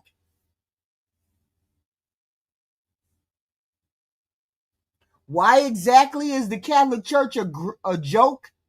AI, tell us exactly why. Why don't you please tell us why? Why, AI, tell us, is the Catholic Church a joke? Please explain. Old Catholic man who used to be a Catholic man 10 minutes ago. You know, I just wanted to show y'all that, okay? I just wanted to show you that we had a black Pope. I just had to show y'all that. Let y'all know, okay? That we had a black president today. I mean, a black Pope. I just had to tell y'all. I just couldn't. I can't with y'all. I can't with y'all. I can't with y'all. But here we go. Hold on. I can't with y'all. Now the Catholic church is going to hell in a handbasket, y'all. We got a black Pope. Shut y'all mouth. Here we go. Let's see what's going on. Let's see what's going on, y'all. Hakeem Jeffries running his mouth saying something crazy today. What Hakeem Jeffries saying? Their head done exploded now. Good afternoon, everyone. The clock is ticking on the expiration of the Affordable Care Act tax credits. In just 30 days, tens of millions of Americans are about to experience dramatically increased health care costs because of the Republican refusal to extend the Affordable Care Act tax credits. From the very beginning of this presidency, Republican control of the House and the Senate, as well as the administration, has been a disaster for the American people. These extremists promised all last year that costs were going to go down on day one. Costs haven't gone down in America. Costs have gone up. The Trump tariffs are increasing expenses on everyday Americans by thousands of dollars per year. Housing costs are out of control. Grocery costs are out of control. Childcare costs are out of control. Electricity bills are through the roof. And now Republicans refuse to do a thing to prevent healthcare costs from dramatically increasing in a way that will deprive tens of millions of Americans of the ability to go see a doctor when they need one. Republicans have done nothing over the last several months to address the healthcare crisis that they have created. And they continue to refuse to take yes for an answer. Democrats have an active discharge petition, and all we need are a handful of House Republicans to join us. And we can trigger an up or down vote on a 3-year extension of the Affordable Care Act tax credits to save the health care of the American people in every single state in this country, and protect the health care of people who these so-called Republican members allegedly represent, but who have failed to do a single thing to make their life better. Questions? Leader Jeffries, your Senate Democrat colleague. Wait a minute, let's stop and take note. The Republicans cut the Medicaid and the subsidies from the American people. They cut them from the American people. Let's be clear. They cut the subsidies, they cut the Medicaid from the American people in that big, beautiful bill. They did that. The Democrats have been fighting to put it back in, fighting for them to help fund those subsidies and put them back on Medicaid since the Republicans cut it out. So we understand who cut the American people off of ACA and Medicaid. We understand that. That's why the Republican majority is losing. That's why they're losing, because we understand that they cut all those Americans off so they could fund the big, beautiful bill. So they could fund the big, beautiful bill. That's why they cut it off. They cut them out. Because they had to cut $566 billion or million out of healthcare, out of the social service program. They had to cut that much out of the social net safety net. They had to, because it was we saw the report. We saw the report. We saw them because they showed it to us. They showed us the report. In order to fund the tax cuts, they had to cut Medicaid and the ACA. Shut your ass up, Karen, because you're a goofy zombie if you don't understand what they did. In the big, beautiful bill, they cut the Medicaid and they cut the subsidies.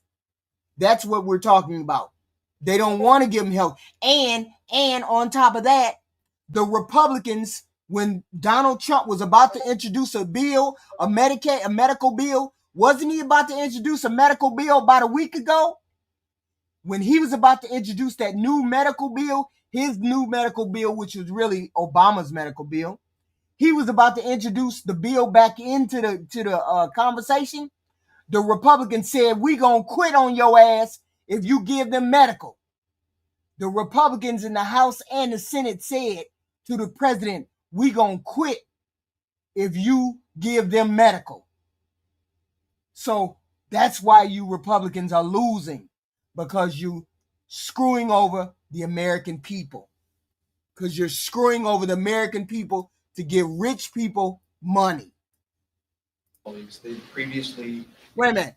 I got it. Well, hold on. I'll play it later. expressed openness to reforming the credits working through differences, why propose a 3-year clean extension?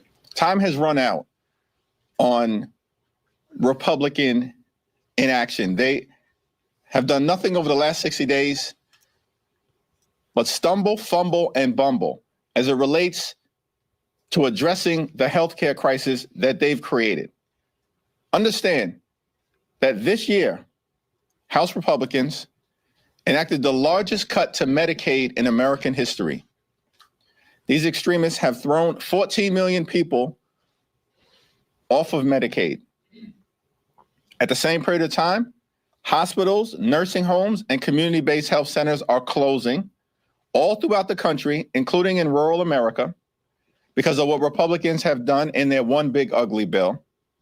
They've launched an unprecedented assault on the Centers for Disease Control and the National Institute of Health, jeopardizing the well-being of the American people. Vaccines are increasingly unavailable in the United States of America. Children are getting sick unnecessarily all across the country.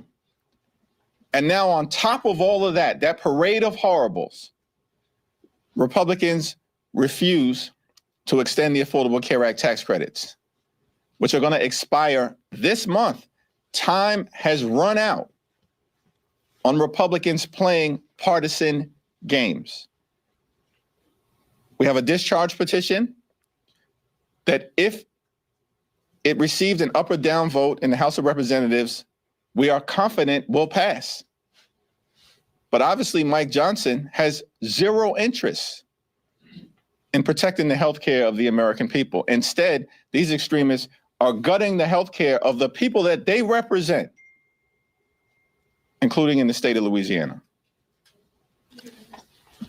Senate Democrats next week will be able to put up a vote for the ACA subsidies. Do you think there's any plan that Republicans would actually get on board with to have a bipartisan bill? And if not, what should Democrats put up on the floor of the Senate? There are Republicans in the House and the Senate who, during the Trump Republican shutdown, consistently said that once the shutdown ends that they caused, that they'd be willing to address the healthcare crisis that they've created. Most immediately by extending the Affordable Care Act tax credits. Now, we had nothing but crickets from them. It even appears that the Trump administration was ready to put forth a plan that would at least have been worthy of consideration, and that Mike Johnson tanked it. So now, Mike Johnson wants to act like he's the Speaker of the House? Really, when it comes to the healthcare of the American people and possibly doing something bipartisan, he wants to act like he's in control, when the reality is he's done nothing but bend the knee to Donald Trump since January 20th. I mean, House Republicans have... They don't want to give you any health care.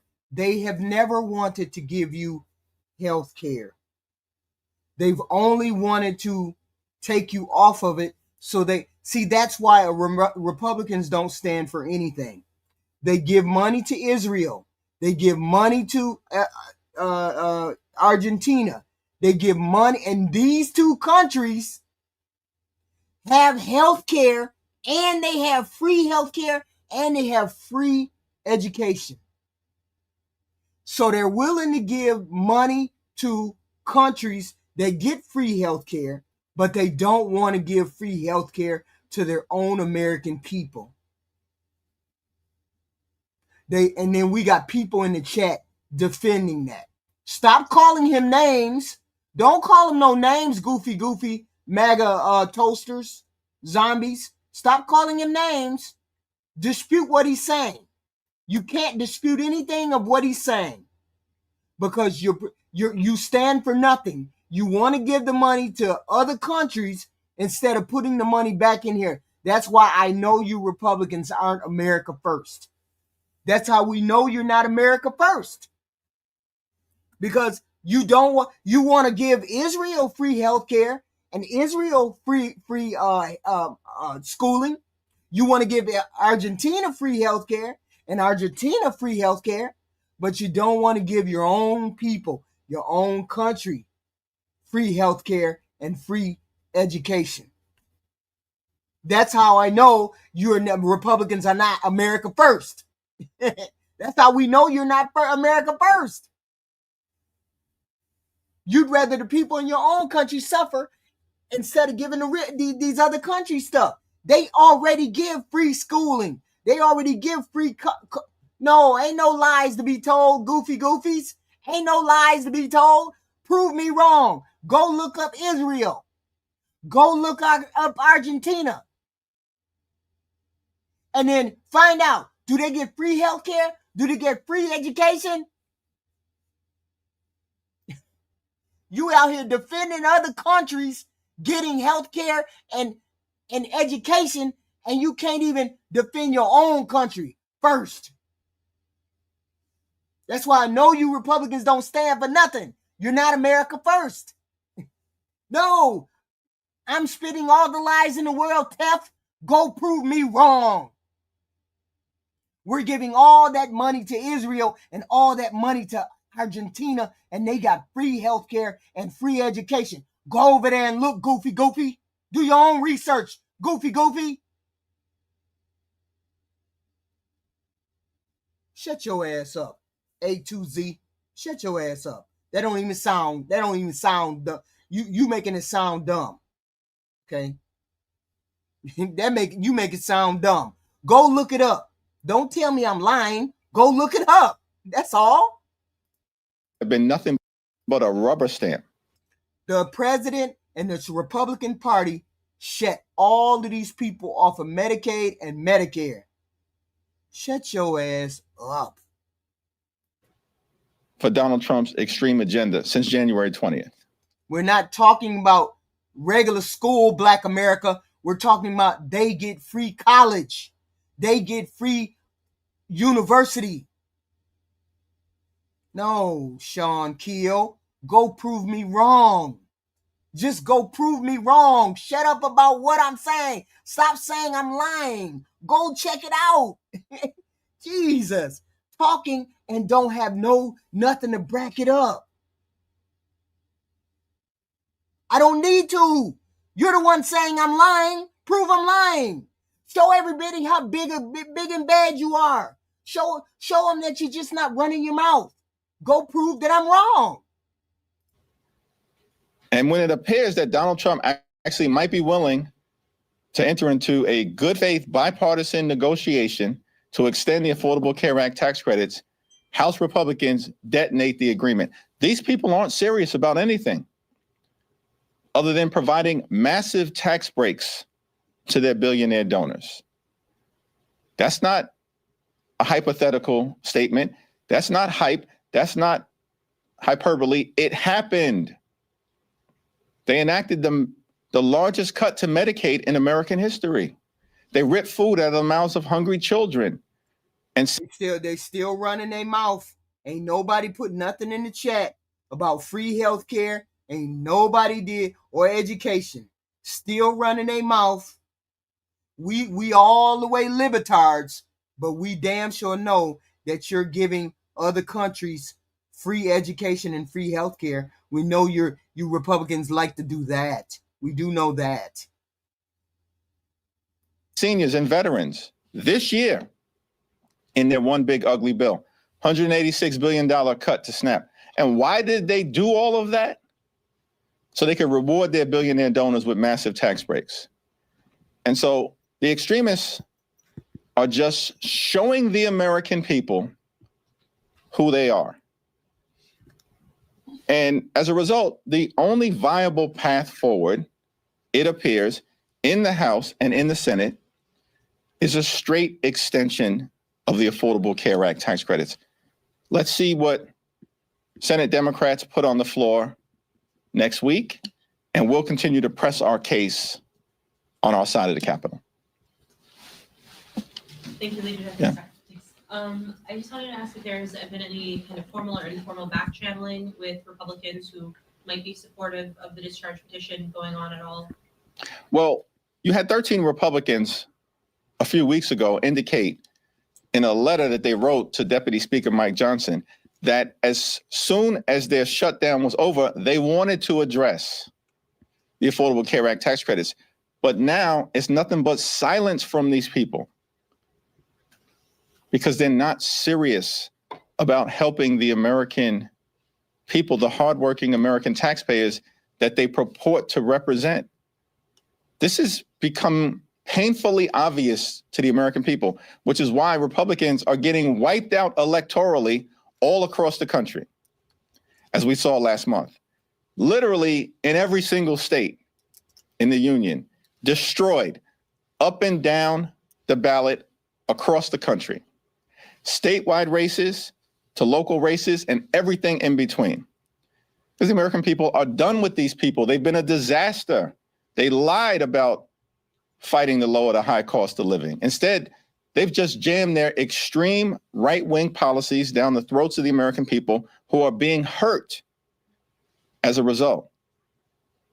And, you know, our view about the situation, as we've repeatedly said, is that we're open to finding a bipartisan path forward.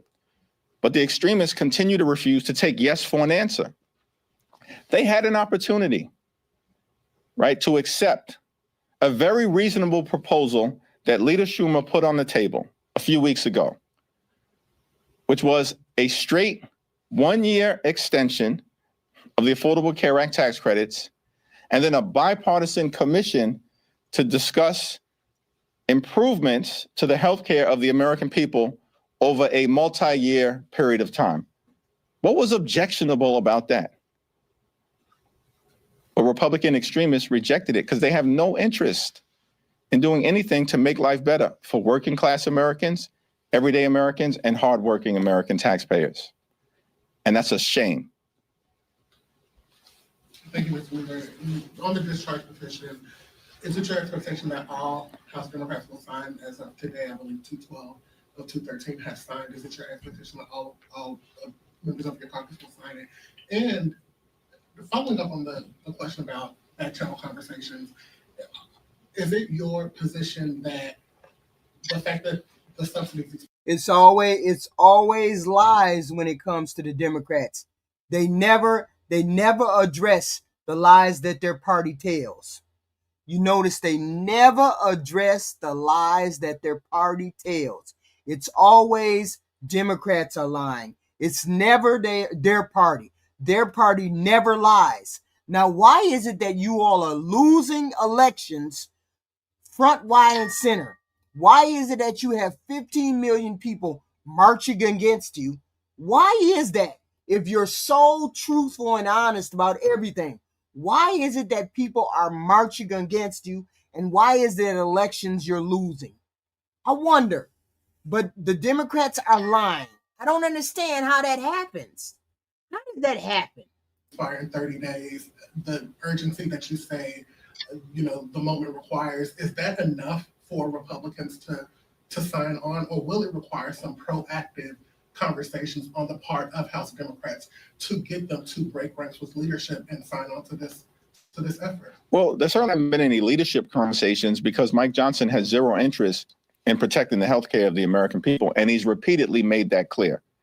Now, in terms of whether there are conversations member to member between the House Democratic Caucus and members of the House Republican Conference, there certainly have been some informal conversations led by folks like Tom Suozzi, who has floated a 2-year proposal with some, modest reforms that we'd have to take a look at.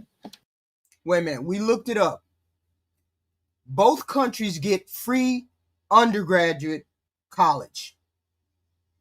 Both countries get free undergraduate college. And both have a public option for free health care. The public option for free health care, something this country doesn't want to do.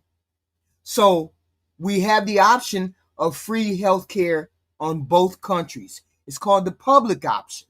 And then 2, they both have free undergraduate with minimal fees when you become a master's degree. So yes, we are supplementing them going to school for free and supplementing them getting health care for free. Okay. But there's no indication. So why can't we do the same thing with our country, War Dog 93, Goofy? Why is it that we can't do that with our country? You're arguing so much against giving our country stuff. I'm confused. That even that proposal has support from House Republican leadership. These people have zero interest in making life better for everyday Americans. They don't want to make it they better. repeatedly No make that American, clear. They're they in want to give rich the face people of the American people about it.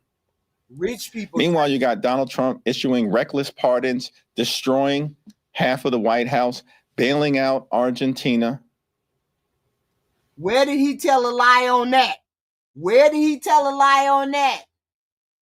Where did he tell the lie on that? Reckless pardons, tearing down the White House. Where did he lie about that? Posting erratically on Thanksgiving. Like, this guy can't even give us a break on Thanksgiving when we're with our families. And the American people have had enough of it. These people have gone way too far. They've broken every single promise. Every single one. That they've had. And so I guess we can always hope that there are a handful of Republicans who will actually do what they said that they would do once their shutdown ended, which is to work with Democrats to find a path forward. But that path right now is an extension of the Affordable Care Act tax credits. I think our discharge petition in record time is now up to about 212, 213. It is my expectation that we will have complete and total unity amongst House Democrats. Thanks. Thanks, Mr. Leader.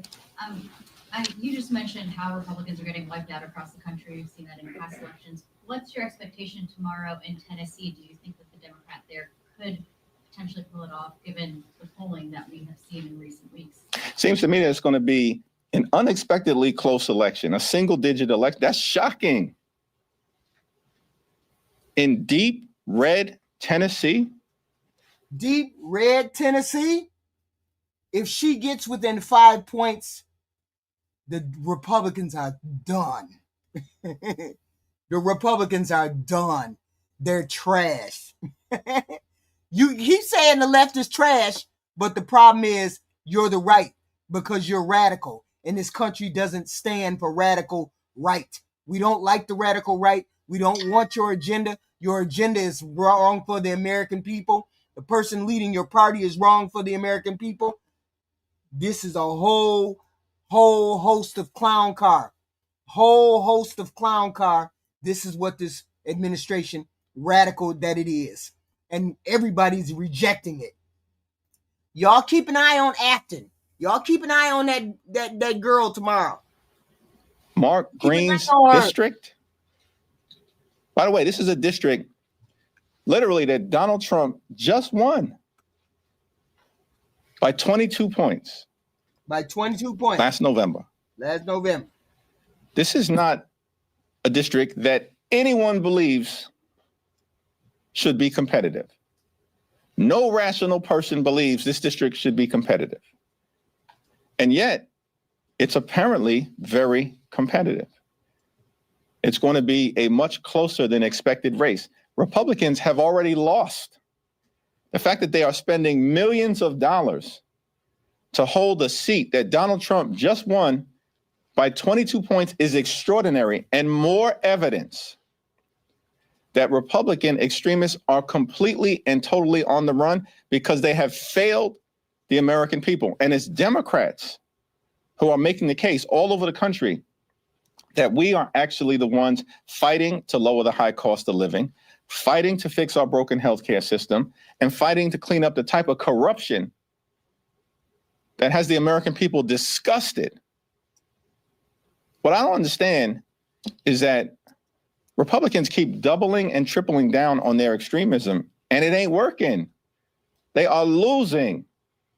all over the place. Donald Trump's approval rating in the most recent Gallup poll is 36%. 60% of the American people disapprove of this guy. He's a disaster.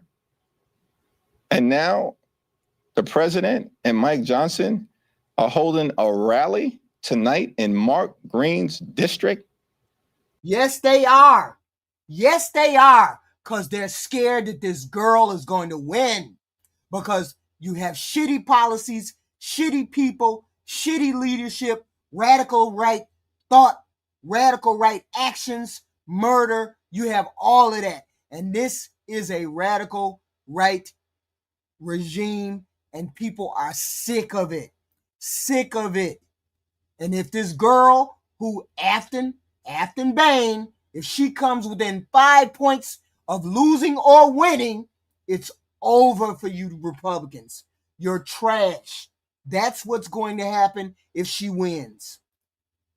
That Trump just won by 22 points because they're scared to death about what could happen.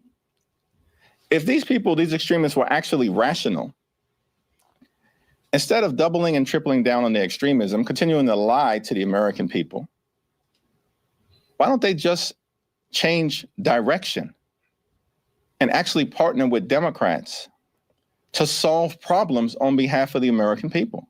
Right. When the Congress convened at the start of the year, we made very clear we'll work with anyone, anytime, any place, new administration, other side of the aisle, to make life better for the American people. But Republicans have refused. They've gone down this my way or the highway approach.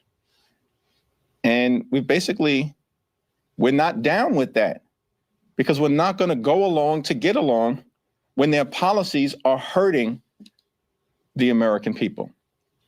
Absolutely. And everybody can see it. Everybody can see it.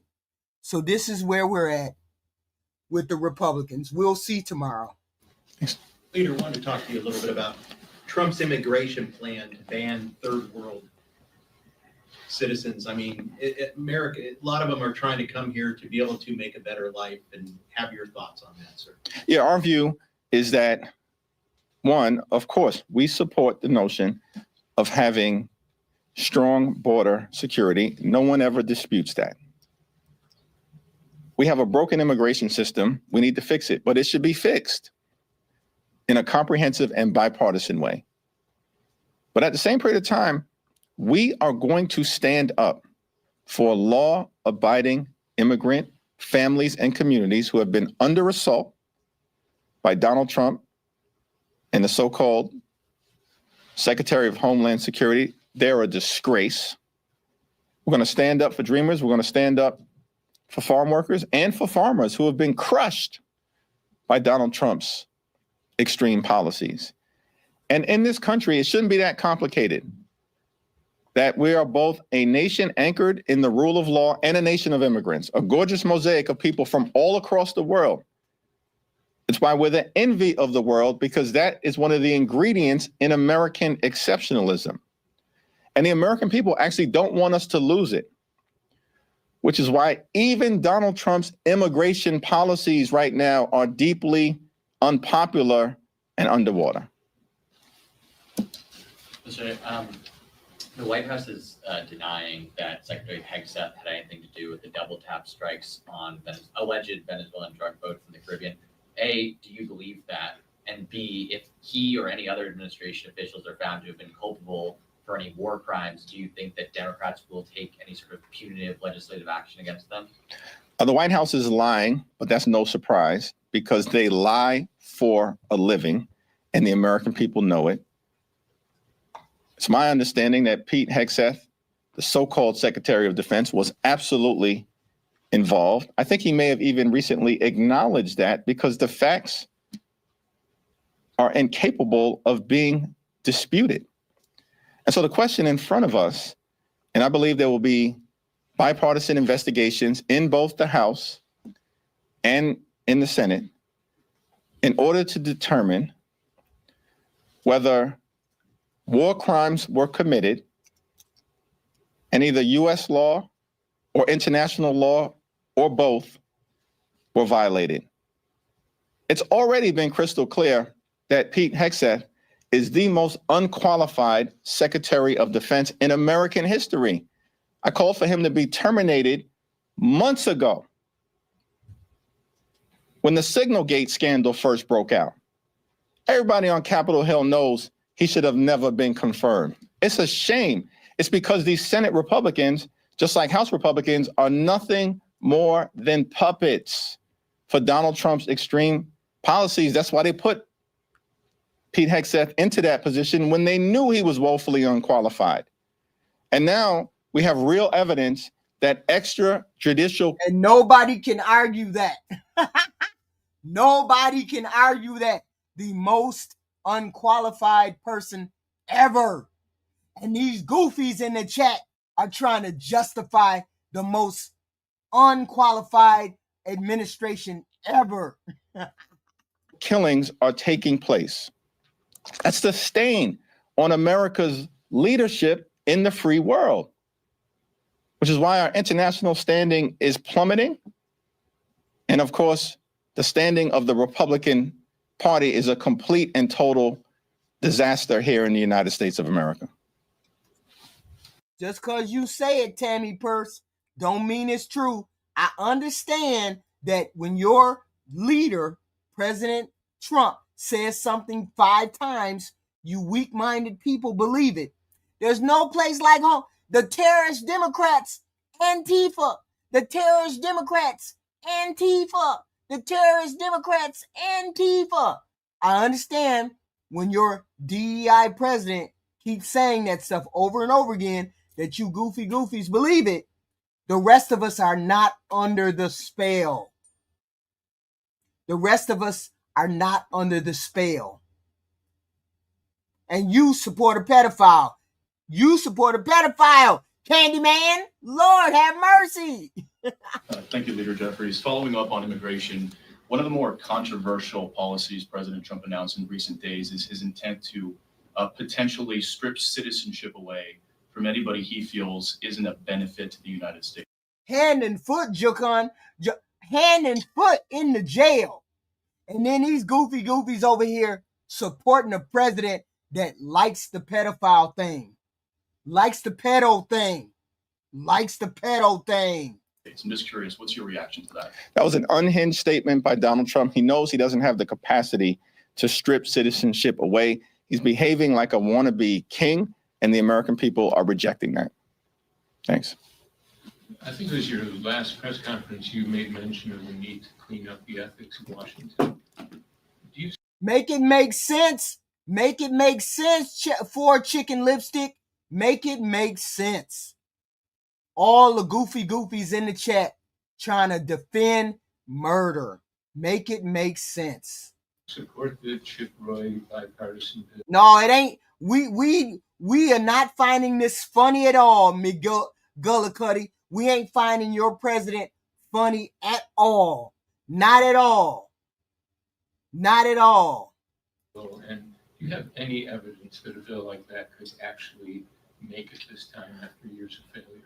Yeah, it's not clear to me that the legislation introduced by Chip Roy is actually going to make it out of the Republican-run committee, yet alone on the House floor, because Mike Johnson and Steve Scalise and Republicans oppose the legislation. I hope so, because I love clowning your clown-ass president, McGillicuddy. I love clowning this clown-ass president. So I hope I'm hilarious as hell. These people have zero interest in cleaning up the corruption that is benefiting members of their party in real time. We know that's the case because Donald Trump and his administration is the most corrupt administration in American history. It's not even close. Richard Nixon is way down in the distance. It's wild, the corruption that we're seeing in real time. And we don't hear a peep from Mike Johnson. I don't need to say this. I ain't the only one saying this.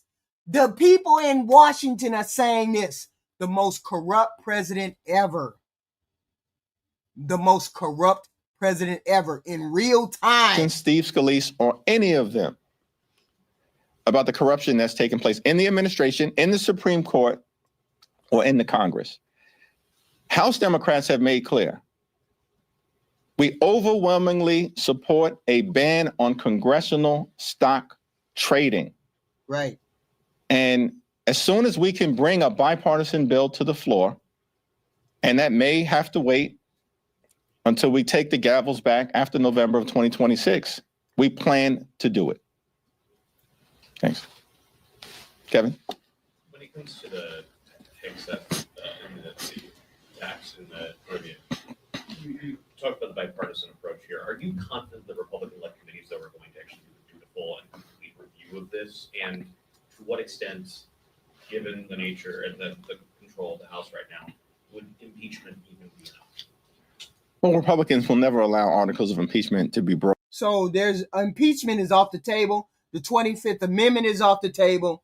And we can't depend on the Republicans because the Republicans stand for nothing.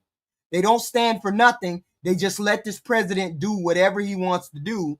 We can't depend on the Republicans to govern because they're not interested in governing. They're interested in hoarding money and hoarding power. That's all they're interested in doing. So we can't depend on the Republicans to push back on anything because they don't stand for anything. That's the problem. We don't have anybody to stand up for us because they don't want to stand up against their leader. What does it say that a party does not want to stand up to their leader when they see their leader doing things that are wrong? That's wild. Brought to the floor of the House of Representatives, and we know that's the case because Donald Trump will order them not to do it. So what's on the table is a meaningful investigation, which we can hope would be bipartisan. I have full and complete trust. Reason why you zombies don't like Hakeem Jeffries is that he comes with straight up gut punches because he don't hold his punches. That's why y'all don't like him, because he tells the straight, honest truth from his gut. He's a corrupt president, and you guys support a corrupt president who peddles around with pedophiles, who peddles around with corrupt people, who pardons when somebody puts money in front of his face. With that right there alone, the fact that the president he sells pardons. The fact that he sells pardons means he's corrupt off the jump. He's corrupt off the jump. That's why he's a corrupt president. For me, that's why he's a corrupt president. And Adam Smith, the once and future chairman of the House Armed Services Committee.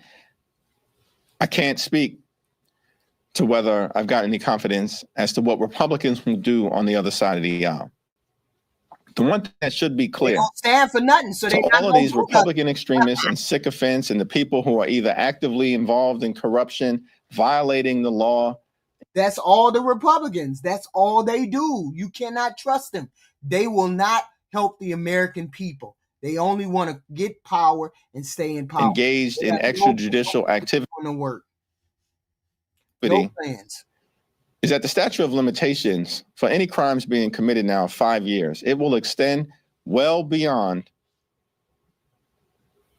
the end of the Trump administration. Thank you all. Thank you.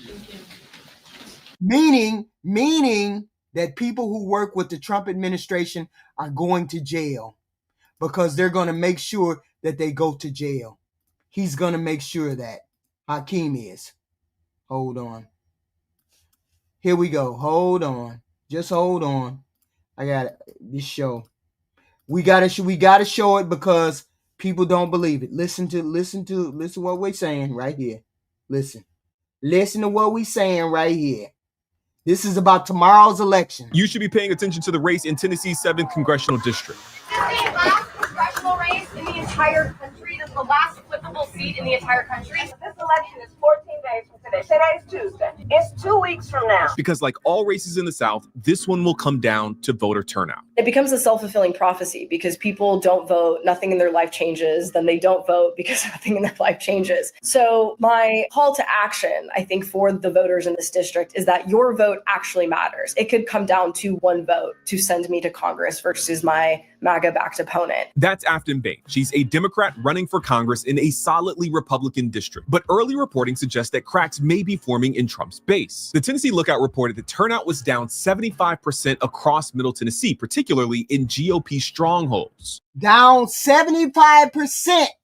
Down 75%, which basically means you Republicans are cooked. MAGA cooked. If that 75%, down 75% holds, y'all cooked. Because they're tired of this reckless, dangerous, radical administration doing the things he is doing, and there's no pushback by his party. Nobody is pushing back because of his party. That's why she's winning. And if she comes within 5 points of winning, it's over for you Republicans. Nobody wants what you're selling, MAGA.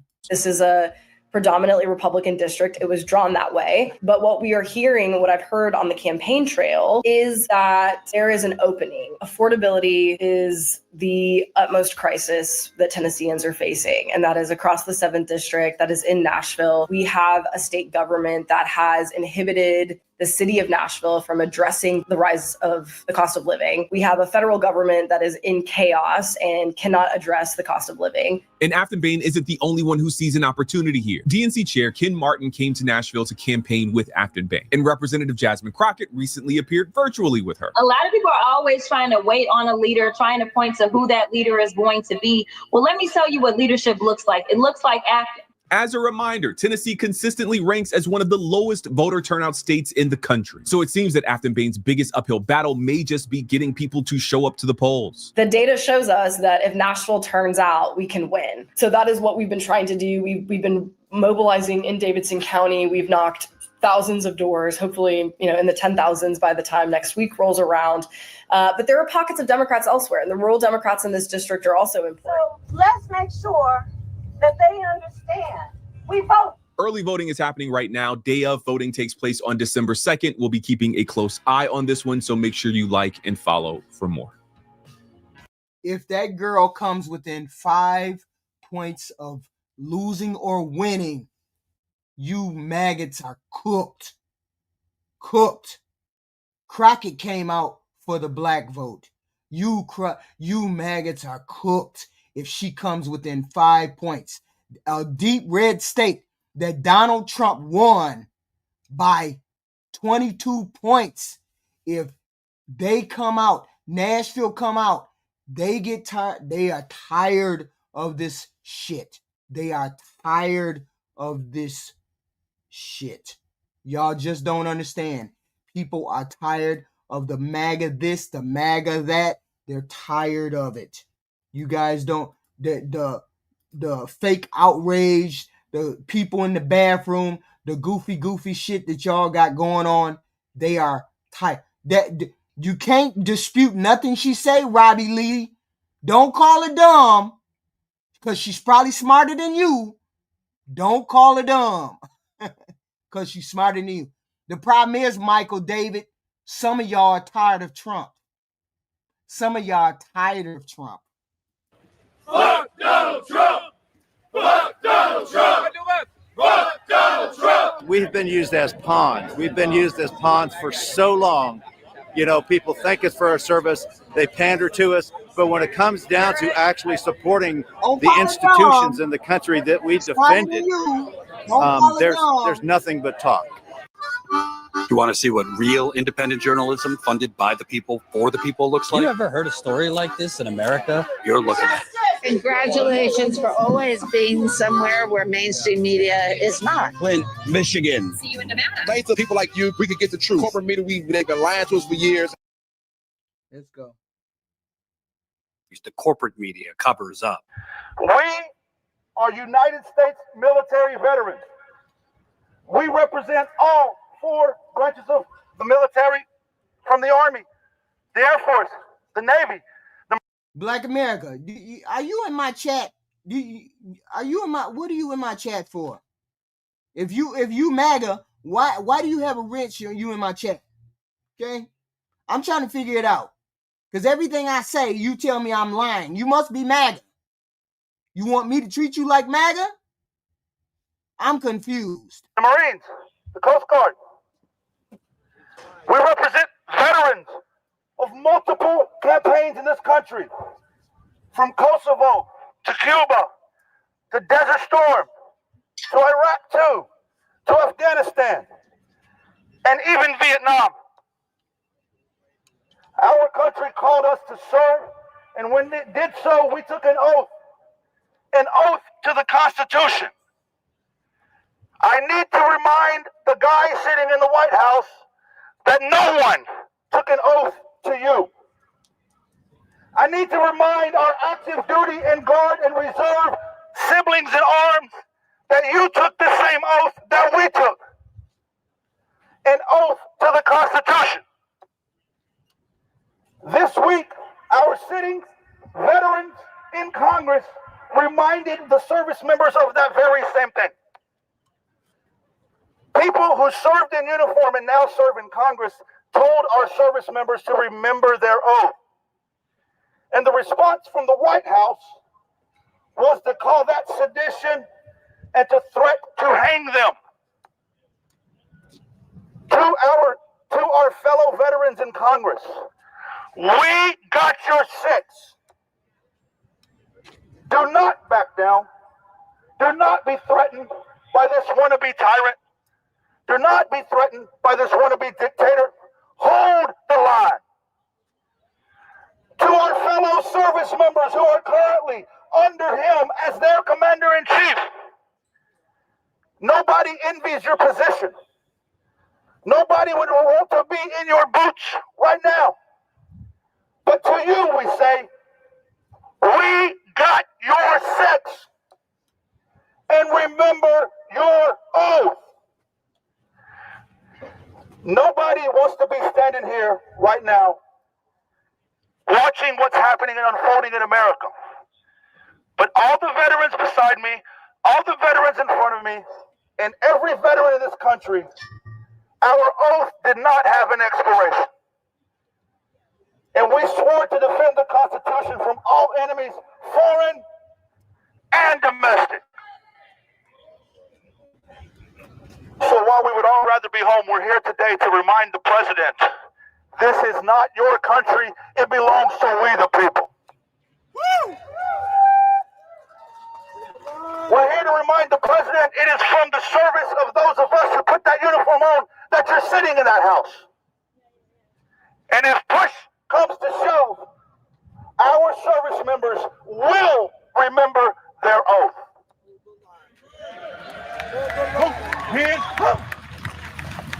You know, Republicans love to wrap themselves in the flag and say they're the party of the veterans and they back the police. What's your message to elected Republicans who say nothing about what Trump is doing to our country, our democracy?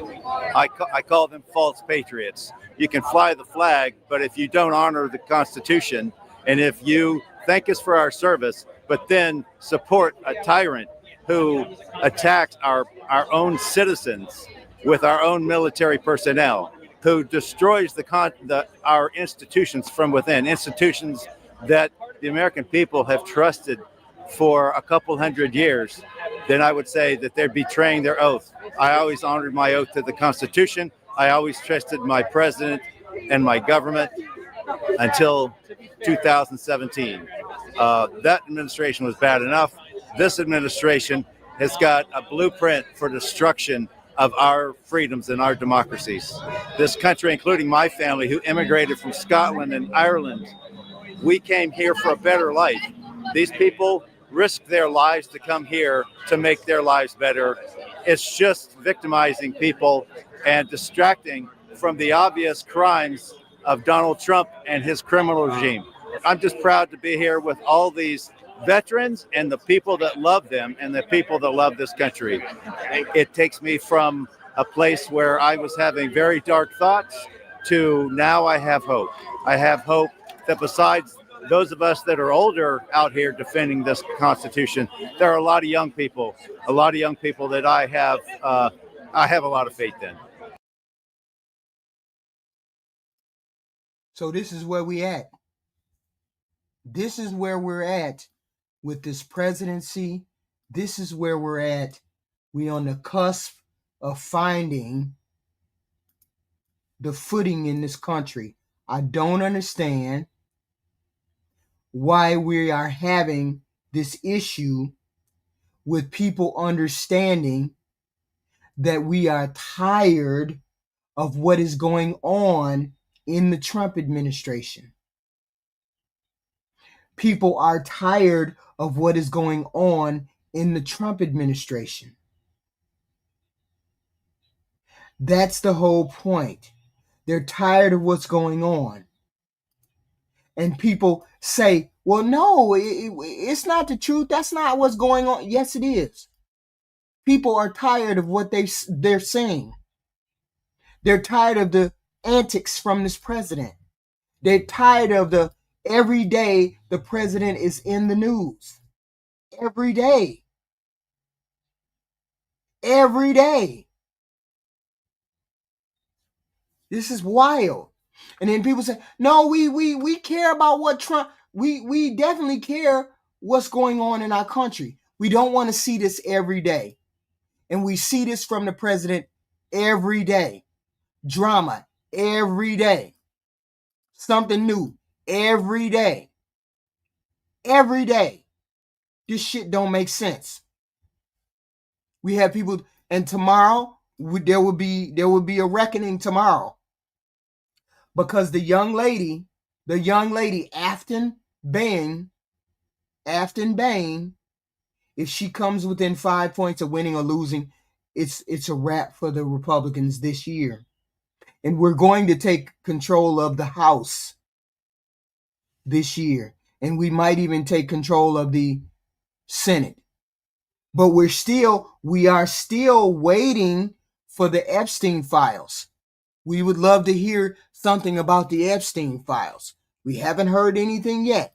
Have we heard anything on the Epstein files? Anybody say anything new about the Epstein files? Okay. Let me see. Hold on. We got this one right here. Let's see. Anybody coming? Wait a minute, hold on. She says we have about 3 weeks. Hold on. 3 weeks in order to release the Epstein files. We have 3 weeks. But we're going to talk about that. Hold on. So, this is what we want to talk about. And this will be our last little dig. So, this is my buddy. Let's see. Post investigation that dropped the other day that I have to share with you, because this guy's is a big deal, because normally it's only this YouTube channel and some others that are openly discussing the countless war crimes committed by the Trump regime. But now it has finally broken through to the mainstream, and they're having real conversations about this, which is a big deal. Because that means we might at some point get actual justice and accountability. So let me walk you through it. Look at this. The Secretary of War, Pete Hegseth, quote, "Kill them all." That's a direct quote from the Secretary of War Crimes, Pete Hegseth. A new Washington Post investigation reports that Defense Secretary Pete Hegseth personally gave the order to kill them all during the first U.S. boat strike in the Caribbean on September 2nd. According to multiple officials with direct knowledge, U.S. surveillance confirmed a suspected drug-running vessel, and Hegseth's spoken directive was to leave no survivors. After the first missile strike, 2 men were seen alive in the water. The Special Operations Commander overseeing the mission ordered a second strike to finish them, reportedly to comply with Hegseth's order. SEAL Team 6 carried out the operation. Law of war experts and some U.S. officials say the campaign is illegal as the suspected traffickers pose no imminent threat, and the U.S. is not in a lawful armed conflict with them. One former military lawyer called the killings murder, adding that in order to kill incapacitated survivors would constitute a war crime. The Pentagon denies the report, calling the narrative completely false, but internal briefings to Congress have frustrated lawmakers who say the explanations don't add up and key footage has not been provided. Since that first attack, at least 22 more boats have been hit and more than 80 people killed, with little public evidence that all were combatants. A direct order to kill everyone on board, survivors included, and a growing debate inside the U.S. government about legality. So this is a huge deal. It's interesting to me what things break through in the mainstream media and what things don't, because the fact of the matter is that very first strike is also a clear and obvious war crime. It's definitely illegal, but in the minds of the media, they're somehow like granting a mulligan for the first strike. But then when Hegseth says kill them all and do a second strike to the people who are incapacitated, then all of a sudden they're like, well, that's not right. You can't do that. Guys, I hate to tell you, the first strike is just as legal as the second strike. The fact of the matter is this is what's called a double tap, and it is explicitly illegal under international law, but also probably under U.S. law as well. So Hegseth comes out and he says the following. Notice what he says here, because this is super important. Pay close attention, because he's basically going to validate the report. He's going to agree that this is true, but then go on to contradict himself and then disagree. Ready? He says, as usual, the fake news is delivering more fabricated, inflammatory, and derogatory reporting to discredit our incredible warriors fighting to protect the homeland. As we've said from the beginning and in every statement, these highly effective strikes are specifically intended to be lethal kinetic strikes. So in other words, yeah, we killed them. I killed them. I'm happy I killed them. I'm bragging about killing them. The declared intent is to stop lethal drugs, destroy narco boats, and kill the narco terrorists who are poisoning the American people. Every trafficker we kill is affiliated with a designated terrorist organization. All right, let me just pause to point out, literally zero fentanyl comes from Venezuela. Zero. Less than 10% of the drugs that come into this country come from Venezuela. This is just a flat-out lie. Everybody knows it's a lie. He continues. The Biden administration preferred the kid gloves approach, allowing millions of people, including dangerous cartels and unvetted Afghans, to flood our communities with drugs and violence. The Trump administration has sealed the border and gone on offense against narco terrorists. Biden coddled terrorists. We kill them. Yet another verification. Our current operations in the Caribbean are lawful under both U.S. and international law, with all actions in compliance with the law of armed conflict and approved by the best military and civilian lawyers up and down the chain of command. More on that in a minute. Our warriors in Southcom put their lives on the line every day to protect the homeland from narco terrorists, and I will always have their back. So notice what he's trying to do here. He's trying to make it more about, are you smearing the troops? Are you saying the troops did a bad thing? How dare you talk about our troops that way? It's the old school. I mean, this was the trick during the Iraq War when I was growing up. Like, if you criticize the war, they'd say, you need to support our troops.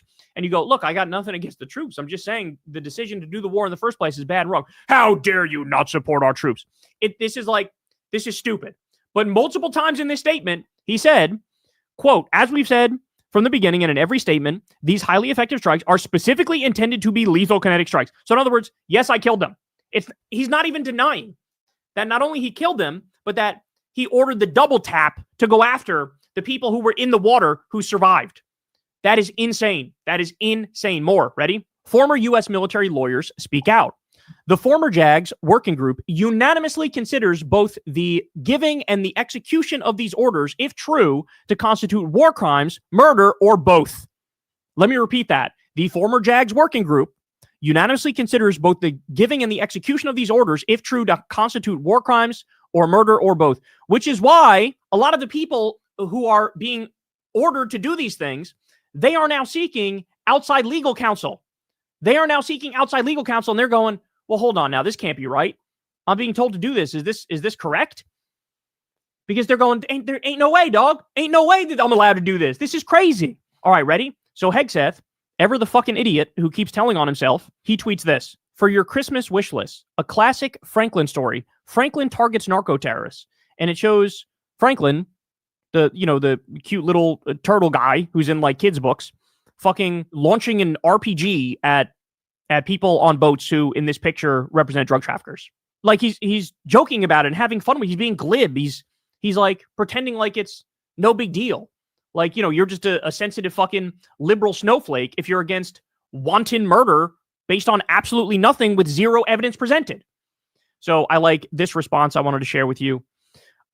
Franklin, on trial at the War Crimes Tribunal. Because yes, this is what comes next. That's what I want to warn Pete Hegseth about, is that this is what comes next, man. And clearly, he hasn't thought about that or doesn't give a fuck about that. And as a direct result, he's in this position now. So let me show you here what Max Blumenthal says. It's now clear why the top JAG officer in U.S. Southcom leaked his opposition to Trump's extrajudicial murder campaign in the Caribbean. The Southcom commander announced his early retirement, and Hegseth booted the press from the Pentagon just days after ordering this war crime. So that's a very good point by Max, and I hadn't thought about it because I believe the nominal reason why they booted the press was like, oh, you know, you're not signing on to this ridiculous pledge that they're making them sign, which basically gives away their constitutional rights. And so you had all the press go, well, we're not going to fucking sign that. And then Hegseth goes, okay, well, then get the fuck out, right? Well, the actual reason why that was happening at that time, according to Max here, he's connecting the dots, and he's saying the real reason is this was around the time that he ordered these illegal and offensive strikes against innocent people, fishermen, and he knew he was going to get fucking grilled and turned into mincemeat by the press. And so he's like, well, let's just find a way to fucking kick them out, right? And so this is crazy, man. This is crazy. You need to understand the fact that Hegseth himself has now made mainstream media go, I don't know, man, this looks like a war crime. That is insane because my entire life, the U.S. government has been committing war crimes. My entire life, they've been doing it. They've been using depleted uranium tips in Fallujah, which is a clear and obvious war crime. The whole war in Iraq was a clear and obvious war crime. The fucking war profiteering and looting and pillaging, all fucking war crimes. All of the CIA coups, total fucking war crimes. The torture at Abu Ghraib and Gitmo, total clear war crimes and against U.S. law, not just international law. My whole life they've been doing it, but like there's always enough plausible deniability to dupe the fucking idiots in mainstream media into going, and maybe there's another side to this that I'm not understanding, right? But this instance is so extreme that even they're going, I don't know, man, that's very clearly illegal. Because he murdered or did like a terror attack and a murder hit on these people in these boats. No evidence whatsoever they're trafficking drugs at all. And then did a double tap and killed them when they were incapacitated in the water. And by the way, we know they're not actually sending drugs because you need to refuel these tiny boats 20 times to even reach the U.S. They weren't even going to the U.S. We learned that a lot of them are fucking fishermen. There was a bunch of fishermen from Trinidad and Tobago that got murdered. There were fishermen from Colombia that got murdered. There were fishermen from Venezuela that got murdered. And by the way, I forgot to mention, even if these people were sending drugs, which we know they weren't, but even if they were, it would still be illegal to light them up. Like, you know, there's a process here where you would board the ship, seize the drugs, arrest the people, give them a trial. Like, that's how this would work. But no, that's what I've been saying. I've been saying all night. Somebody put in the chat where drug dealers get murdered because they're drug dealers. I've been saying that all night. Where is the law that says you're supposed to give dirt naps to drug dealers? That's wild. That's wild. They're murdering them and they're so fucking, I don't know, they're so arrogant about it. They're so over the top arrogant and like cocky that they feel like they're truly invincible. You haven't proved that they're terrorists, PL. You haven't proved that they're terrorists. You're just going outside blowing up boats. You don't have any proof, and you haven't presented proof to Congress.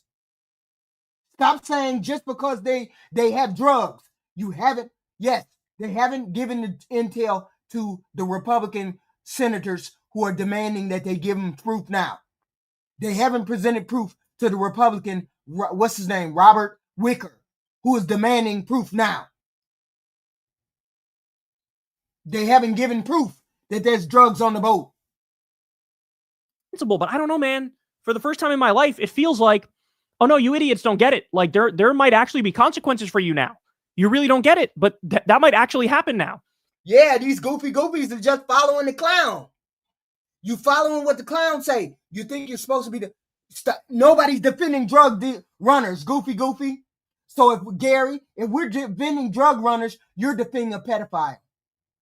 Shut your ass up. Which one is worse, the drug dealers or the pedophile? Shut your ass up. You know, I think back to the war on terror and to Bush and Cheney.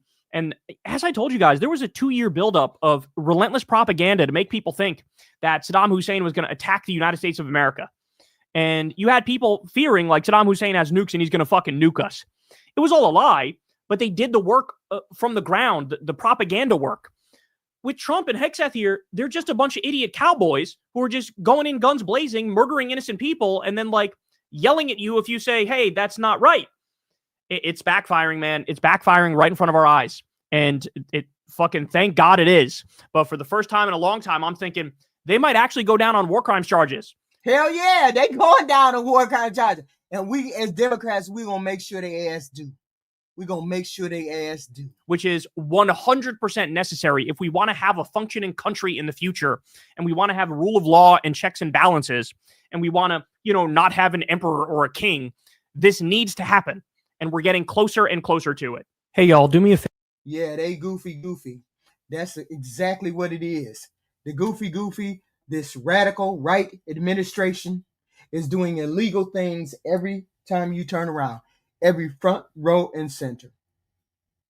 And everybody is seeing it now. So thank God they're seeing it now. The MAGAs, your power is over. Tomorrow, I cannot wait till it's 7 o'clock.